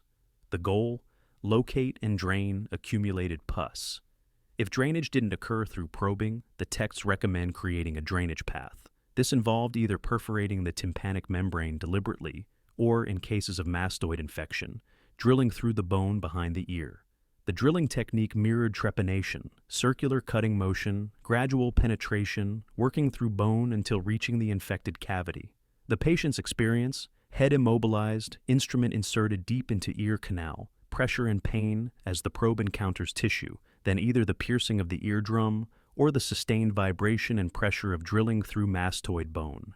The ear canal, lined with sensitive skin and terminating at the neural-rich eardrum, transmitted every sensation with clarity. Perforation of the tympanic membrane creates distinctive pain, sudden, sharp, followed by fluid release. If pus was present, the drainage provided relief. If the perforation was performed on an uninfected ear, misdiagnosis was common. The result was permanent hearing loss without therapeutic benefit. Mastoid drilling was more extensive. The bone behind the ear, thick enough to require sustained drilling, vibrates during the procedure. The vibration transmits through the skull. The patient feels and hears the drill grinding through their own bone from inside. The duration: minutes to tens of minutes, depending on bone thickness and drill sharpness. Complications were frequent and severe. Facial nerve damage causing permanent paralysis of half the face. Infection spreading from the surgical trauma deeper into cranial structures. Dizziness and vertigo from inner ear damage. Complete deafness from destroyed ossicles or inner ear structures. The texts acknowledge complications but frame them as necessary risks. Celsus: if the ear treatment results in deafness but saves the patient from spreading infection, the outcome is acceptable. Better deaf than dead. The calculus of acceptable harm. Post-procedural care involved packing the ear with linen soaked in various medicaments, wine, vinegar, oil, sometimes caustic substances intended to dry up remaining pus. The packing itself caused pain, pressure, and its own infection risk. Daily packing changes required removing old material stuck to raw tissue and inserting new. One particularly disturbing passage describes treatment for worms in the ear, likely myiasis, maggot infestation. The prescription: introduce oil to float the larvae out, then probe to remove any remaining. If probing fails, introduce heat, a hot probe, to drive them out or kill them. Burning inside the ear canal. For patients already suffering from parasitic infection, the frequency of these procedures is unclear from textual evidence, but the inclusion in standard medical texts suggests they weren't rare. Celsus doesn't describe exotic experimental techniques. He presents standard protocols expected of any competent physician. Ear probing and drilling were mainstream medical procedures. Archaeological evidence from Roman-era skeletons occasionally shows damage consistent with otologic surgery, perforated temporal bones with signs of healing, mastoid regions with drill marks, and subsequent bone remodeling. The skeletal evidence confirms these procedures happened, some patients survived, but survival doesn't equal cure. The patients who survived ear drilling might have been deaf, might have had chronic drainage, might have had permanent pain. They survived the procedure. The original condition may or may not have improved. One fragment from Galen's writings provides context. Many physicians rush to drill before exhausting gentler treatments. This is error born of surgical pride. The implication: aggressive ear surgery was common enough and unsuccessful enough to warrant criticism from a leading medical authority. Head shapes themselves were corrected for health. The deliberate modification of infant cranial shape, achieved through months of sustained pressure using boards, bindings, and pads, appears across multiple ancient cultures. While primarily motivated by aesthetic and social identity factors, several traditions justified the practice using medical or philosophical rationales. The medical claims don't make the practice less torture. They make it systematic torture with intellectual framework. The technique was simple and horrible. Beginning within days of birth, while cranial bones remained unfused, the infant's head was bound between boards. Front and back boards flattened the forehead and rear skull. Lateral binding elongated the skull vertically. The bindings remained in place continuously for months, sometimes years, removed only for brief periods for cleaning and adjustment. The Mesoamerican traditions, particularly Maya and Andean civilizations, left extensive skeletal evidence. Hundreds of deliberately deformed skulls from archaeological contexts show the variety of shapes achieved: frontal occipital flattening, vertical elongation, asymmetric modification. The bone remodeling proves the modification occurred during active bone growth, infancy, and early childhood. Some sources suggest health benefits were claimed for these modifications. Colonial-era ethnographic accounts, recording indigenous beliefs at the time of European contact, note that elongated heads were believed to improve intelligence, enhance spiritual receptivity, or promote better health. Whether these beliefs existed pre-contact or emerged as post-hoc rationalization is debated among scholars. The physical effects on the infant are straightforward. The sustained pressure caused pain, constant, months-long discomfort. The boards restricted head movement, prevented normal infant head control development, limited the ability to turn towards sound or mother's breast. The infant existed in a cage of pressure, unable to escape. The skull itself deformed according to the applied forces. Bone growth followed the path of least resistance. Where pressure was greatest, growth was suppressed. Where pressure was absent, growth accelerated.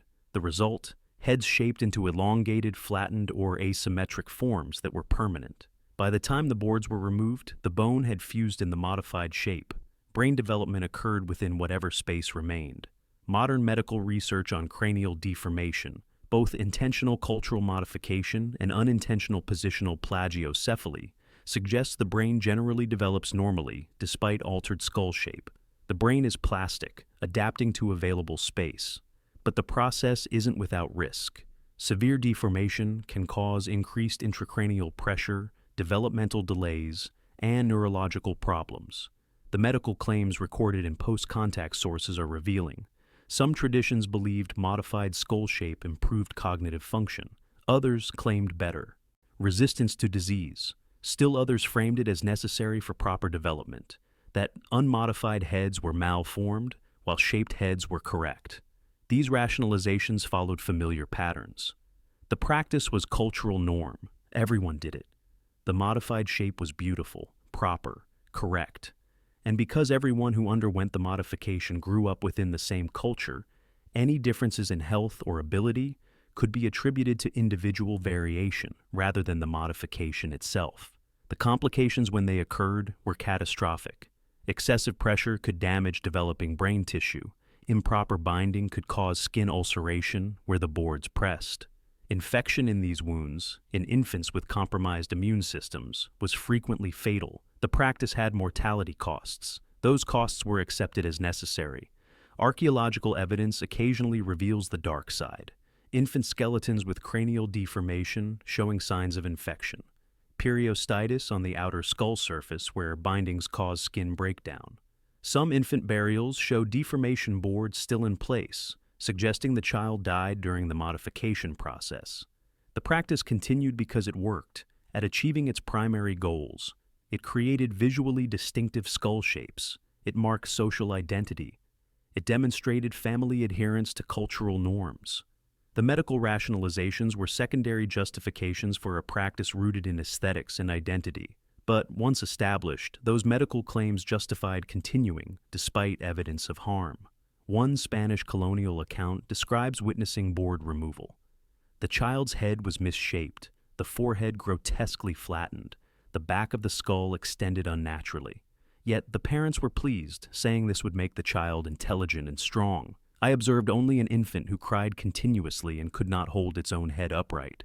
The observer's horror, the parents' pride, different frameworks, same suffering. Cold was medicine too. The Florentine Codex, Book 10, contains Aztec medical knowledge as recorded by Sahagun's informants. Among the fever treatments, forced immersion in cold water, not gentle cooling, not gradual temperature reduction. Sudden, complete immersion in cold water. For patients already weakened by fever, already vulnerable. The shock as medicine, the shivering as cure. The medical theory, fever represented excess heat. An imbalance requiring aggressive cooling. The treatment must match the severity of the imbalance. Gradual cooling was insufficient. The body needed shock to reset its internal heat regulation. The theory sounds almost modern. Thermal regulation, physiological shock, system reset. The practice was anything but sophisticated. The procedure, described in medical passages, involved forcible immersion. The fever patient, already weak, disoriented from illness, was carried to a river, lake, or prepared cold water bath. Assistants held the patient and forced them underwater. Complete immersion, head included. Duration specified in some texts as the time it takes to say a prayer, or until the shaking begins. Roughly 30 seconds to 2 minutes of forced cold water submersion. The physiological reality. A fever patient's thermoregulation is already compromised. The fever itself represents the body's immune response to infection. Cold shock triggers massive physiological stress, peripheral vasoconstriction, shivering thermogenesis, potential cardiac arrhythmia, respiratory distress from cold water immersion reflex.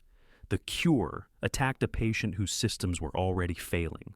For patients with high fevers, temperatures above 104 Day, the sudden cold could trigger cardiac events. The thermal shock, the metabolic demand of shivering, the stress of forced immersion, all combined to create perfect conditions for cardiovascular collapse. Some patients died during treatment. The Codex acknowledges this. If the patient dies from the cold water, the fever was too strong. For patients who survived the immersion, the immediate aftermath was violent shivering, gasping, uncontrolled muscle spasms. These symptoms were interpreted as positive, the excess heat being expelled, the body responding to treatment. In reality, hypothermia, shock, the body's desperate attempt to rewarm itself. The treatment was repeated, not once, daily, for as long as fever persisted. Multiple cold water immersions, each one shocking an already weakened system, each one causing cumulative damage. The cumulative effect, exhaustion, prolonged hypothermia, pneumonia from repeated aspiration of water, worsening of the underlying infection. Archaeological and ethnographic evidence suggests cold water treatment was widespread in Mesoamerica. References appear in multiple codices. Colonial sources describe witnessing the practice. The geographic and temporal distribution suggests this wasn't isolated practice but standard medical protocol. The setting made it worse. Some texts describe using spring water, naturally cold, often 50-60 derp. Others specify river immersion, flowing water that carries heat away more efficiently than still water. The coldest possible conditions, maximum thermal stress, optimized suffering. The patient had no choice. The treatment wasn't optional. Family and healers decided. The patient, weakened by fever and illness, lacked ability to resist. Held down by multiple assistants, forced underwater, held until the prescribed durations completed. The treatment was indistinguishable from drowning torture, except for stated medical intent. Modern medical understanding confirms this treatment killed patients. Hypothermia suppresses immune function. Cold water immersion stresses cardiovascular systems. Repeated thermal shock damages tissues. Every mechanism by which this treatment was supposed to help actually harmed. Yet, it was standard care. Prescribed regularly, performed systematically. Some patients survived. Their survival was attributed to the treatment's effectiveness. The reality? They survived despite the treatment. Their immune systems conquered the infection even while being assaulted by forced hypothermia. But survival confirmed belief in the method, encouraging its continued use. One passage describes a particularly brutal variant for fevers accompanied by madness, likely delirium from high fever. The patient was immersed until unconsciousness occurred, then revived and immersed again. Deliberate drowning to unconsciousness. Repeated. The line between treatment and execution blurred to invisibility. Venom on skin. Because why not? The Ebers Papyrus, that extensive pharmacological text from approximately 1550 BCE, contains numerous recipes for medical preparations. Several dozen include ingredients that modern toxicology identifies as venomous: scorpion bodies, snake parts, toxic insects. These weren't anti-venom preparations. These were topical applications of venom-containing mixtures, rubbed into wounds, applied to injuries, spread on rashes. Venom as cure. Recipe 564. Grind together scorpion, dried, fat of goose, honey, apply to the site of pain. The scorpion contributes venom compounds, neurotoxins, cardiotoxins, proteins that cause cellular damage. The goose fat serves as vehicle, helping the venom penetrate skin. The honey provides viscosity and possible antimicrobial properties. The combination, a painful toxic paste applied directly to injured tissue. The medical rationale appears in accompanying commentary texts. Venomous animals represented concentrated power, life force, potency. Their venom, properly prepared and applied, transferred that power to the patient. Pain from the application indicated the medicine was working. The venom driving out disease just as scorpion venom drives away prey. The preparation of these ointments required handling venomous creatures. Some recipes specify dried scorpion, suggesting the animal was killed and desiccated before grinding. Others mention fresh serpent, killed immediately before preparation. The venom compounds, stable in dried tissue, remained active. Grinding released them. Mixing with fats created topical formulation. Application caused predictable effects. Scorpion venom contains peptide toxins that bind to sodium and potassium channels in nerve cells. Applied topically to abraded skin, these compounds cause intense burning pain, local inflammation, sometimes systemic effects if absorbed in sufficient quantity. The ancient Egyptians interpreted the burning as therapeutic action. Modern medicine recognizes it as toxicity. Snake-based preparations were worse. Egyptian cobras and vipers produce complex venom mixtures containing cytotoxins that destroy cells, hemorrhagens that disrupt blood vessels, neurotoxins that block neural transmission. Recipe preparations using snake parts, skin, organs, sometimes venom glands, concentrated these compounds.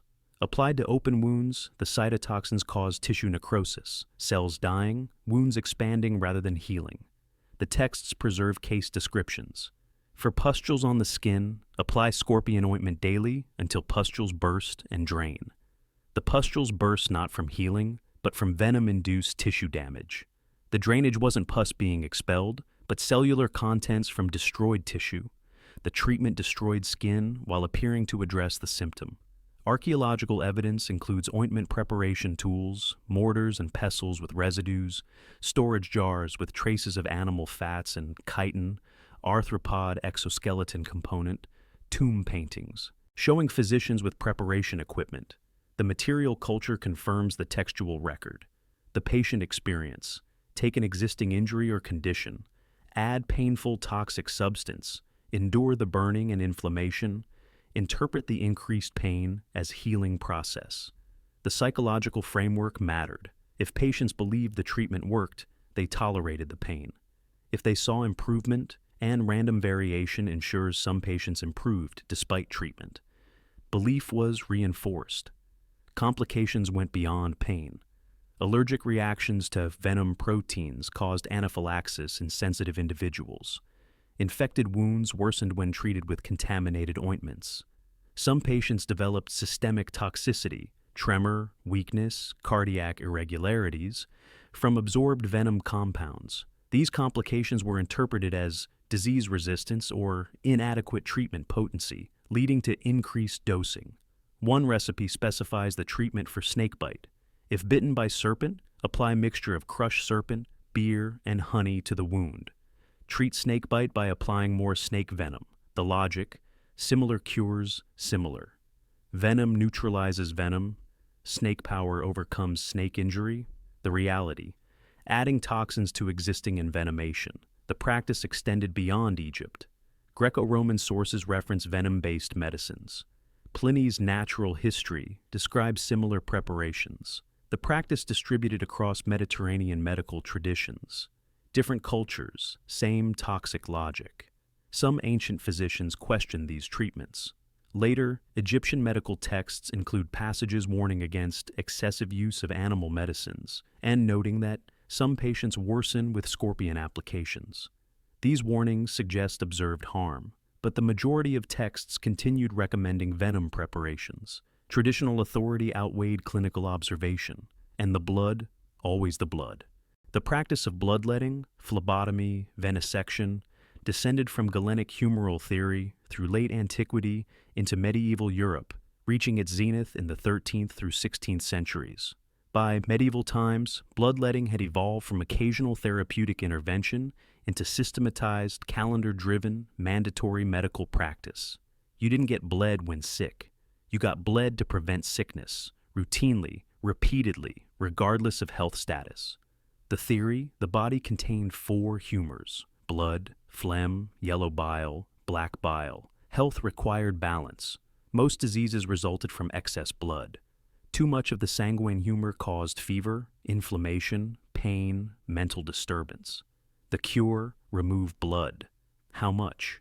Medieval texts specify volumes by condition: a cup for mild imbalance, a bowl for moderate, until faintness occurs for severe. The tools: lancets, fleams, spring-loaded scarificators. The lancet, a small double-edged blade, made single precise cuts. The fleam, larger chisel-shaped blade, made deeper incisions for rapid flow. The scarificator, a device with multiple small blades triggered by spring mechanism, made parallel cuts simultaneously. Each tool more sophisticated, more efficient, more capable of causing blood loss. The technique: identify appropriate vein, median cubital vein at elbow most common. Apply tourniquet above site, palpate vein, make incision, or allow scarificator to fire. Release tourniquet, let blood flow into bowl. Duration determined by quantity required or until patient showed signs of hypovolemia, paleness, sweating, weakness, fainting. The protocols were specific. Medieval medical calendars, printed almanacs, monastic medical texts, specified optimal bloodletting days based on astrological signs and moon phases. Certain days favored bleeding specific body parts. Certain signs predicted successful or dangerous treatment. The practice was medicalized astrology, backed by 12 centuries of accumulated medical authority. The frequency: monthly preventive bloodletting for healthy adults, weekly for chronic conditions, daily for acute illness. The cumulative effect, substantial, repeated blood loss. Medieval records describe monks undergoing scheduled monastic bloodletting. Entire monasteries bled on predetermined calendar dates, regardless of individual health. The complications were inevitable: anemia from repeated blood loss, weakened immune function, poor wound healing, increased susceptibility to infection, cardiovascular stress in patients with underlying heart conditions, and occasionally cutting the wrong structure. Medieval physicians sometimes mistook arteries for veins. Arterial phlebotomy caused rapid spurting blood loss, difficult to control, sometimes fatal. The infections were constant. Lancets and phlegms, reused without sterilization, transferred disease between patients. The open wounds, deliberately created, multiple procession, if several sites were. Bled, provided bacterial entry. Medieval understanding of infection was theological, not microbiological. Suppuration was laudable pus, a sign of healing. Erysipelas and sepsis were moral failures or humoral imbalances requiring additional bloodletting. The barber surgeons who performed most bloodletting operated from shops and market stalls. The same practitioner who cut hair, extracted teeth, and lanced boils also opened veins. The hygiene standards. Medieval market hygiene, which is to say horrifying.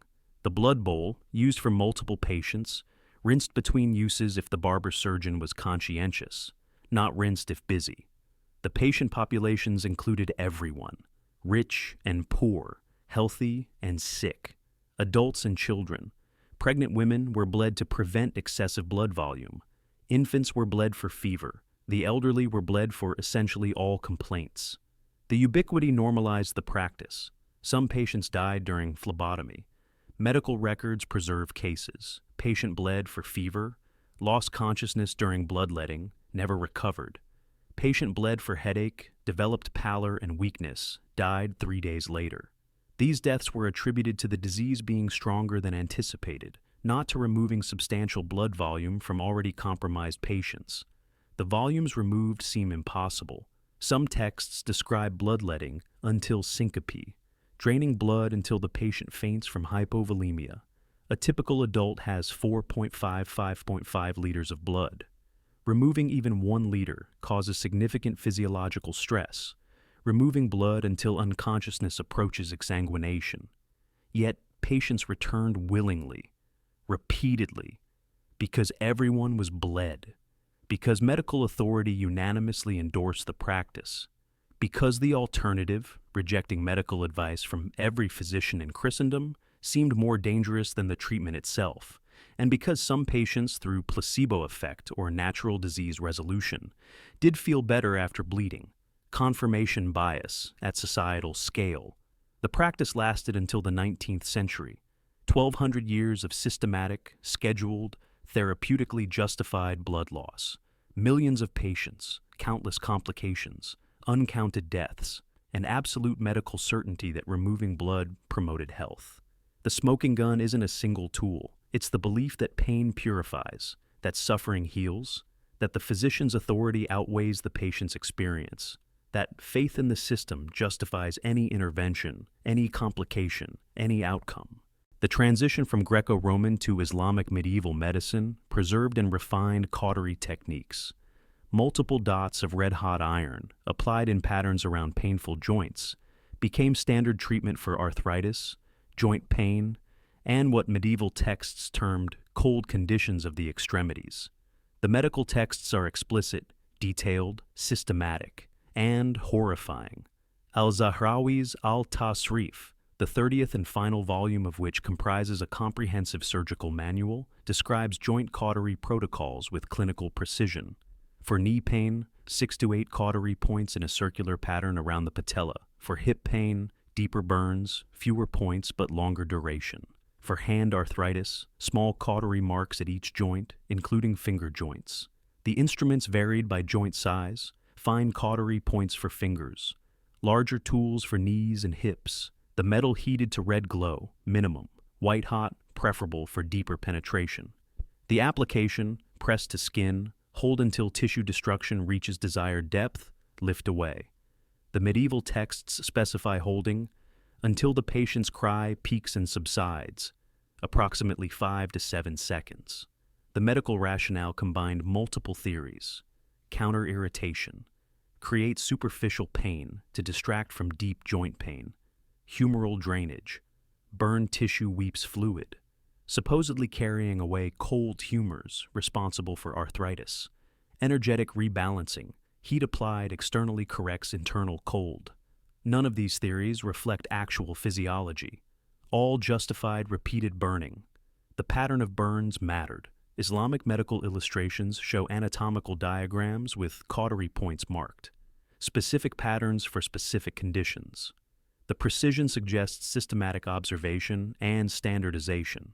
But precision in torture is still torture. Carefully planned burns remain burns.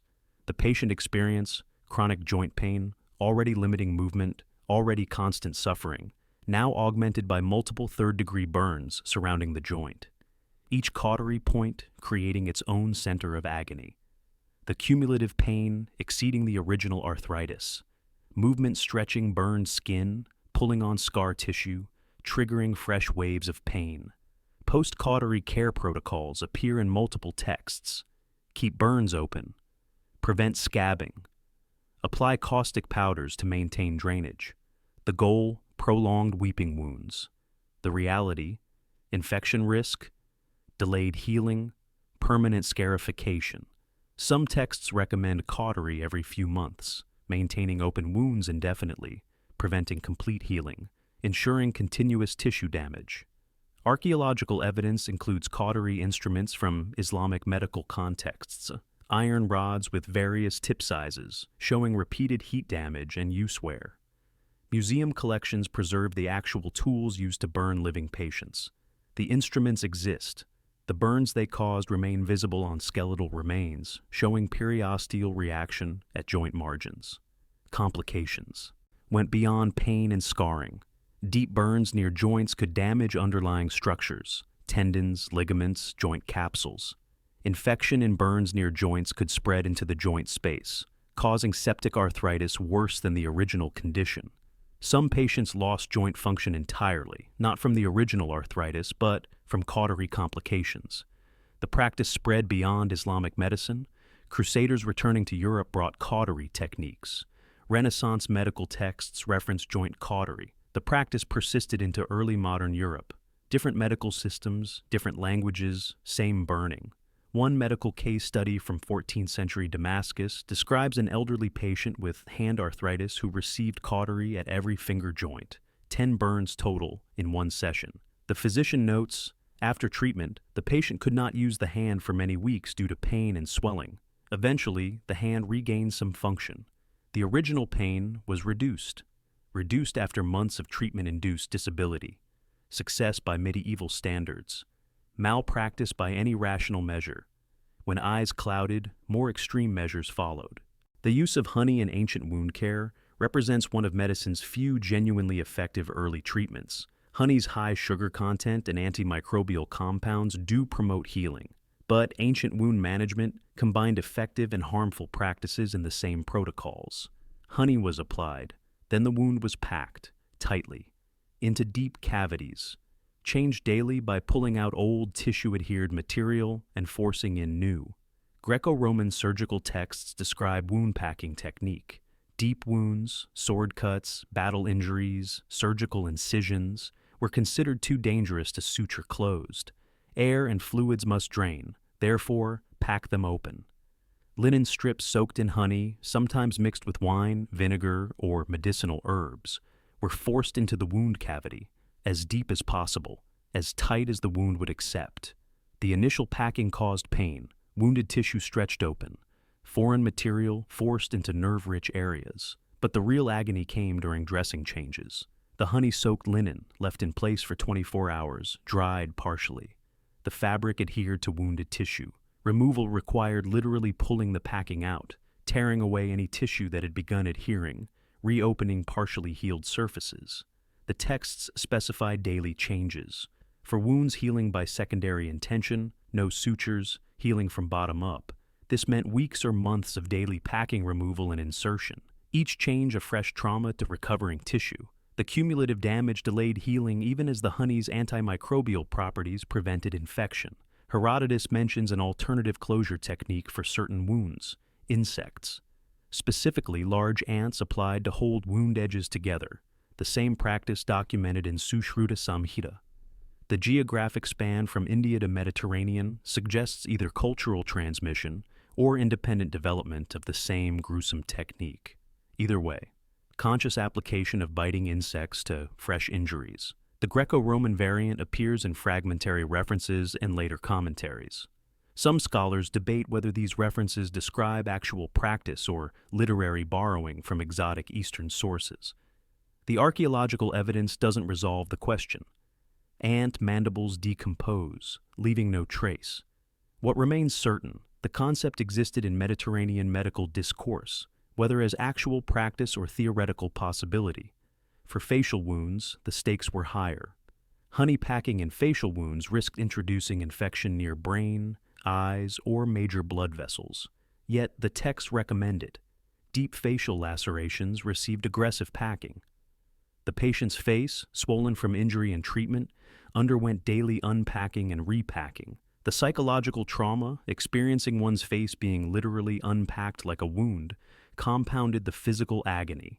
South Asian surgical texts describe specialized applications. For abdominal wounds, battle injuries penetrating the abdominal wall, honey was applied both externally and, horrifyingly, to exposed intestines if evisceration occurred. The rationale? Honey prevents putrefaction. The reality? Conscious patients experiencing honey applied to exposed internal organs, then having those organs replaced and the wound packed. Modern medical analysis confirms honey's antimicrobial properties, but also reveals the problems with ancient application methods. Tight packing creates pressure that impedes blood flow. Daily traumatic dressing changes disrupt granulation tissue formation. The technique that prevented infection also delayed healing, a net benefit only because infection was usually fatal, while delayed healing was merely painful. One Roman military medical account describes treating a gladiator's deep thigh wound, daily honey packing for 6 weeks. The gladiator survived, eventually returned to fighting. The account celebrates the physician's skill. Reading between lines reveals 6 weeks of daily torture, wound unpacking, tissue trauma, repacking, for a patient with no choice and no anesthetic. The final blades cut inward, toward the mind. The Asclepiae, healing temples dedicated to Asclepius, the Greek god of medicine, dotted the ancient Mediterranean landscape. Epidaurus, Pergamon, Kos, Rome. These weren't merely religious sites, they were medical facilities combining ritual, psychology, and what modern medicine would recognize as sensory deprivation and suggestion therapy. The techniques were sophisticated. The experience was terrifying. The process, preserved in epigraphic records called iamata, inscribed testimonies of miraculous cures, and archaeological remains of the temples themselves, followed a systematic protocol. Patients arrived seeking cure for chronic conditions: blindness, paralysis, infertility, chronic pain. After preliminary sacrifices and purification rituals, they underwent preparation for enkoimesis, ritual sleep in the temple's abaton, the sacred sleeping chamber. The preparation involved fasting, not brief fasting, multi-day food restriction before the ritual sleep. The texts specify purification through abstinence, which medical anthropologists interpret as 2 to 4 days of minimal food intake. The physiological effects: altered consciousness, increased suggestibility, possible mild hallucinations from fasting-induced metabolic changes. The abaton itself was architectural sensory deprivation. Archaeological excavation reveals these chambers: long, narrow corridors, minimal natural light, thick stone walls dampening external sound. Some abatons were subterranean, literally underground chambers accessed through narrow stairs. The environment was cold, dark, silent, isolated. Patients entered at dusk, lay on stone benches or the floor, and waited in darkness for the god to appear in dreams. The duration: entire night, sometimes multiple nights. Hours of isolation in complete darkness, weakened from fasting, instructed to remain still and quiet. Modern understanding recognizes this as textbook sensory deprivation, a psychological technique that induces altered states, hallucinations, and extreme psychological vulnerability. The experience, reconstructed from patient testimonies inscribed on temple walls, reveals intentional psychological manipulation. Temple priests operating unseen in darkness used hidden passages to move through the abaton. They whispered suggestions, touched patients with objects representing medical instruments, created sounds interpreted as divine presence. The patients, prepared by fasting and expectation, interpreted these experiences as divine visitation. Some accounts describe restraint. Later sources and contested interpretations suggest that some patients, particularly those with mental disturbances or those who became agitated during the night, were physically restrained. The archaeological evidence is ambiguous. No restraint devices survive, but references in critical sources, authors skeptical of temple healing, mention patients bound during sleep or prevented from leaving. Whether this was routine practice, intervention for specific cases, or hostile exaggeration remains debated. What's certain, the psychological impact was profound.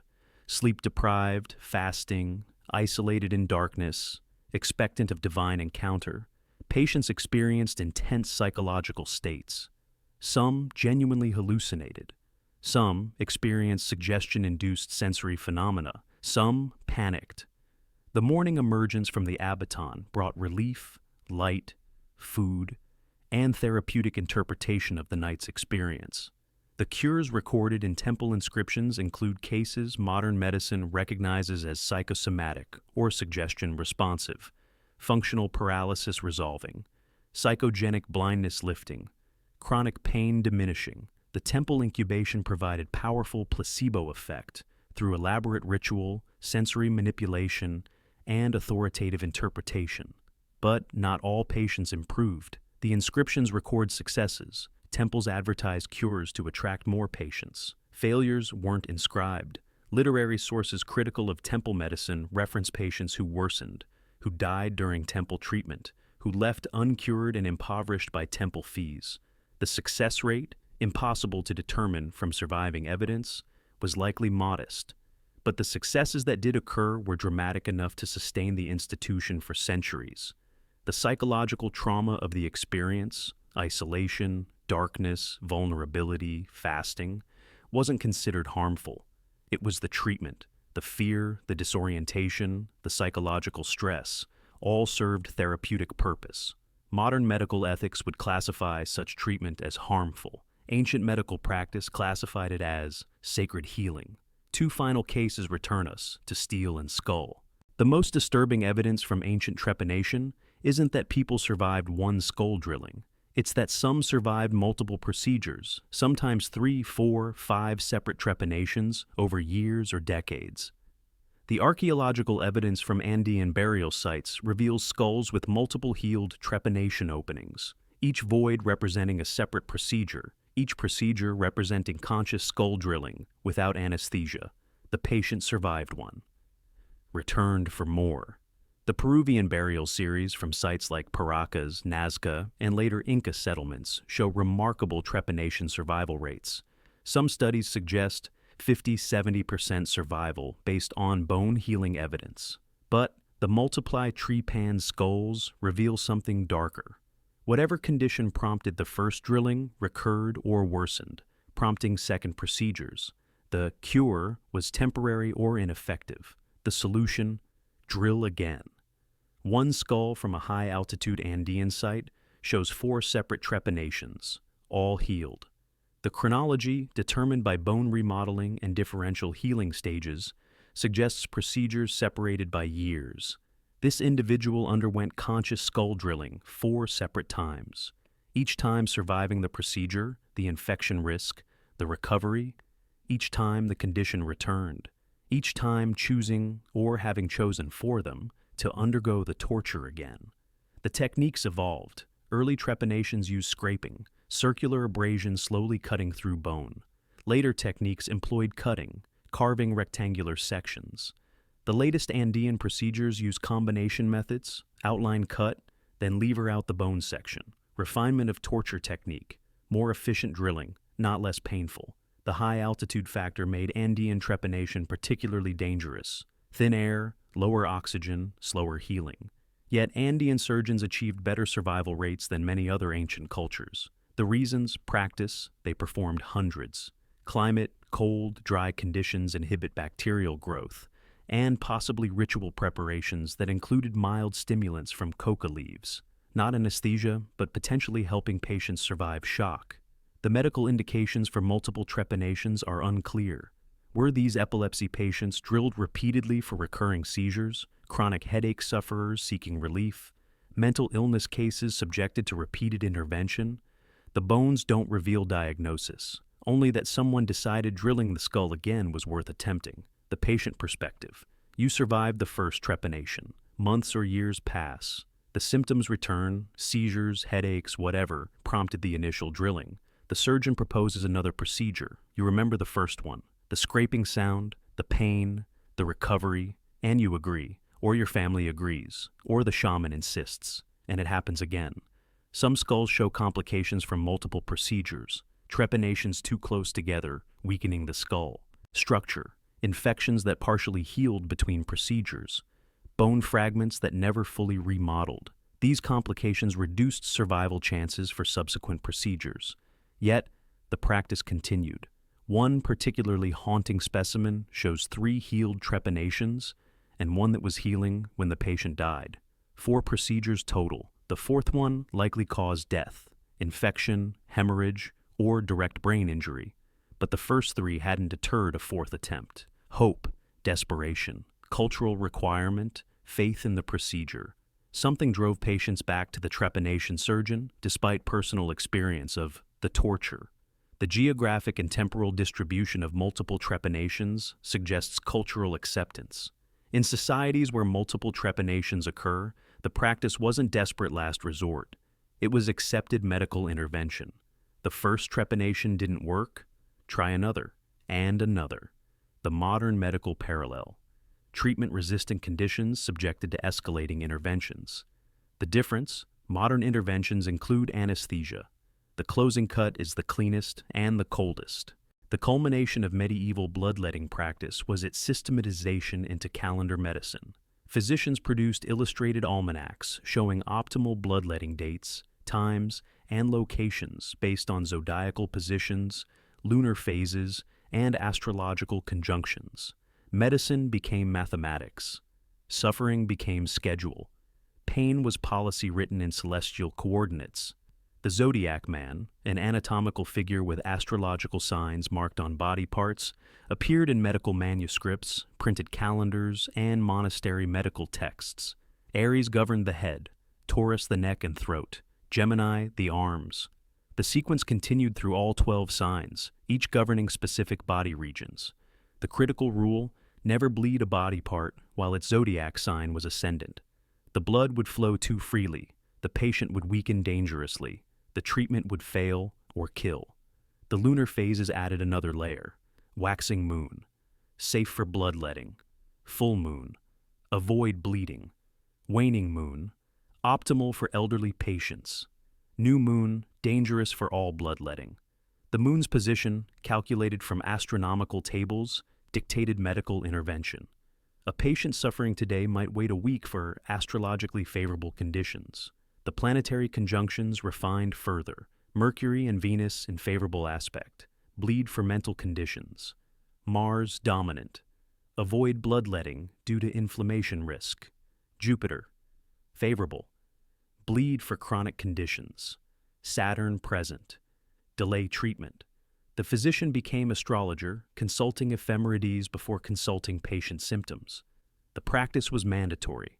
Monastic rules specified bloodletting schedules for all monks. 4 times yearly at minimum, time to season and stars. University statutes required student bloodletting. Guild regulations mandated apprentice bleeding. The calendar determined when blood was taken from entire populations. Not individual medical need, but astronomical timing. The patient experience: a chronic condition causes pain. You consult a physician. Diagnosis: excess blood. Recommended treatment: phlebotomy. But not today. The moon is full. Mars is ascendant. Your zodiac sign governs the proposed bleeding site. Return in 5 days when celestial conditions align. Meanwhile, suffer. When the appointed day arrives, you're bled, whether symptoms persist or have resolved. The calendar, not the patient, dictates treatment. The volumes removed followed astrological calculation. Some texts provide mathematical formulas: patient age, body weight, zodiacal position, lunar phase, all factored into equations determining optimal blood loss. The answer, given in archaic volume measures, could range from ounces to pints. The precision was impressive. The basis was nonsense. The locations on the body for bleeding were astrologically determined. Headache might require bleeding from the foot if head region bloodletting was astrologically contraindicated. The connection between blood removal site and symptom location was astrological, not physiological. Removing blood from the ankle was supposed to cure head pain if the stars aligned correctly. The failure mechanism is obvious in hindsight. Patient improved after bloodletting. The astrological timing worked. Patient worsened. The calculation was imperfect, or the zodiacal moment shifted between planning and execution. Patient died. The underlying condition was too severe, or malign astrological influences overpowered the treatment. Every outcome confirmed the system. The practice lasted until the 19th century in some regions. Almanacs with bloodletting calendars were published into the 1800s. Rural physicians consulted astrological tables alongside medical texts. The transition to modern medicine was gradual, resisted, incomplete for centuries. The final absurdity. Bloodletting itself was harmful. Removing blood from sick patients worsened outcomes. But astrological bloodletting was doubly harmful. It added delays to harmful treatment. It mandated treatment on arbitrary dates regardless of medical necessity. It prevented rational clinical assessment. The system wasn't just wrong, it was systematic wrongness, mathematically calculated, calendrically enforced, socially mandated, pain ritualized into timetables, suffering scheduled by stars, torture systematized, normalized, required. The knife became a calendar. The lancet became a clock. Agony measured in astronomical units. Medicine reached its peak efficiency, maximum suffering, minimum benefit, absolute confidence. So, what makes suffering seem medicinal? Authority helps. When priests, physicians, shamans, everyone with prestige and knowledge agrees that pain heals, resistance becomes unthinkable. The entire society confirms this torture is treatment. Your agony is therapeutic. The screaming proves it's working. Desperation amplifies it. A chronic illness, permanent disability, mysterious symptoms, anything that won't resolve naturally creates vulnerability. The promise of cure justifies any cost. Temporary torture for permanent relief becomes rational calculation. Ritual provides framework. Transform pain into ceremony. Mark the body with meaningful scars. Schedule suffering by celestial movements. The randomness of torture becomes ordered, meaningful, bearable through context. And results, even random results, confirm everything. Some patients improve through natural disease resolution, placebo effects, statistical variation. These successes become proof. The failures are forgotten, buried, explained away as insufficient treatment or improper timing. The victims deserve acknowledgement. The merchant's daughter in Ur held down for cautery. The Roman soldier losing his leg to a bone saw. The Maya adolescent enduring conscious tooth drilling. The medieval peasant bled until fainting. The Egyptian woman fumigated with burning resins.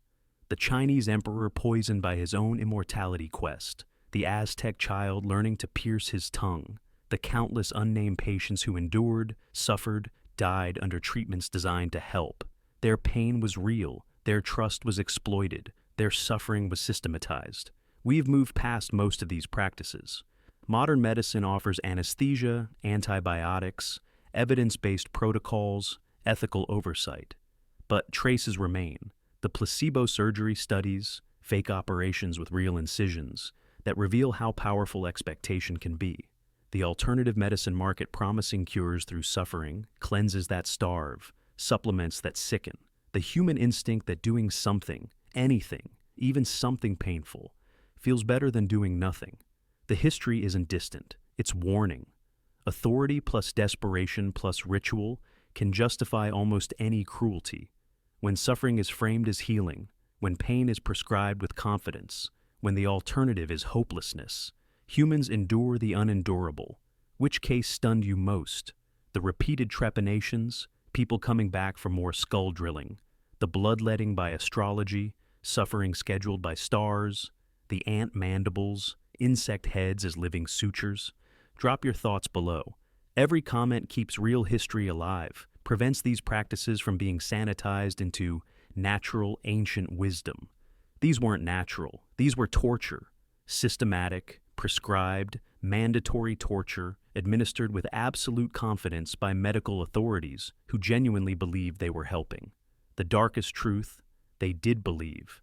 The physicians weren't sadists. They were practitioners of their era's best medicine, which means our era's best medicine will, centuries hence, look equally barbaric in ways we can't yet recognize. That's not excuse, that's responsibility.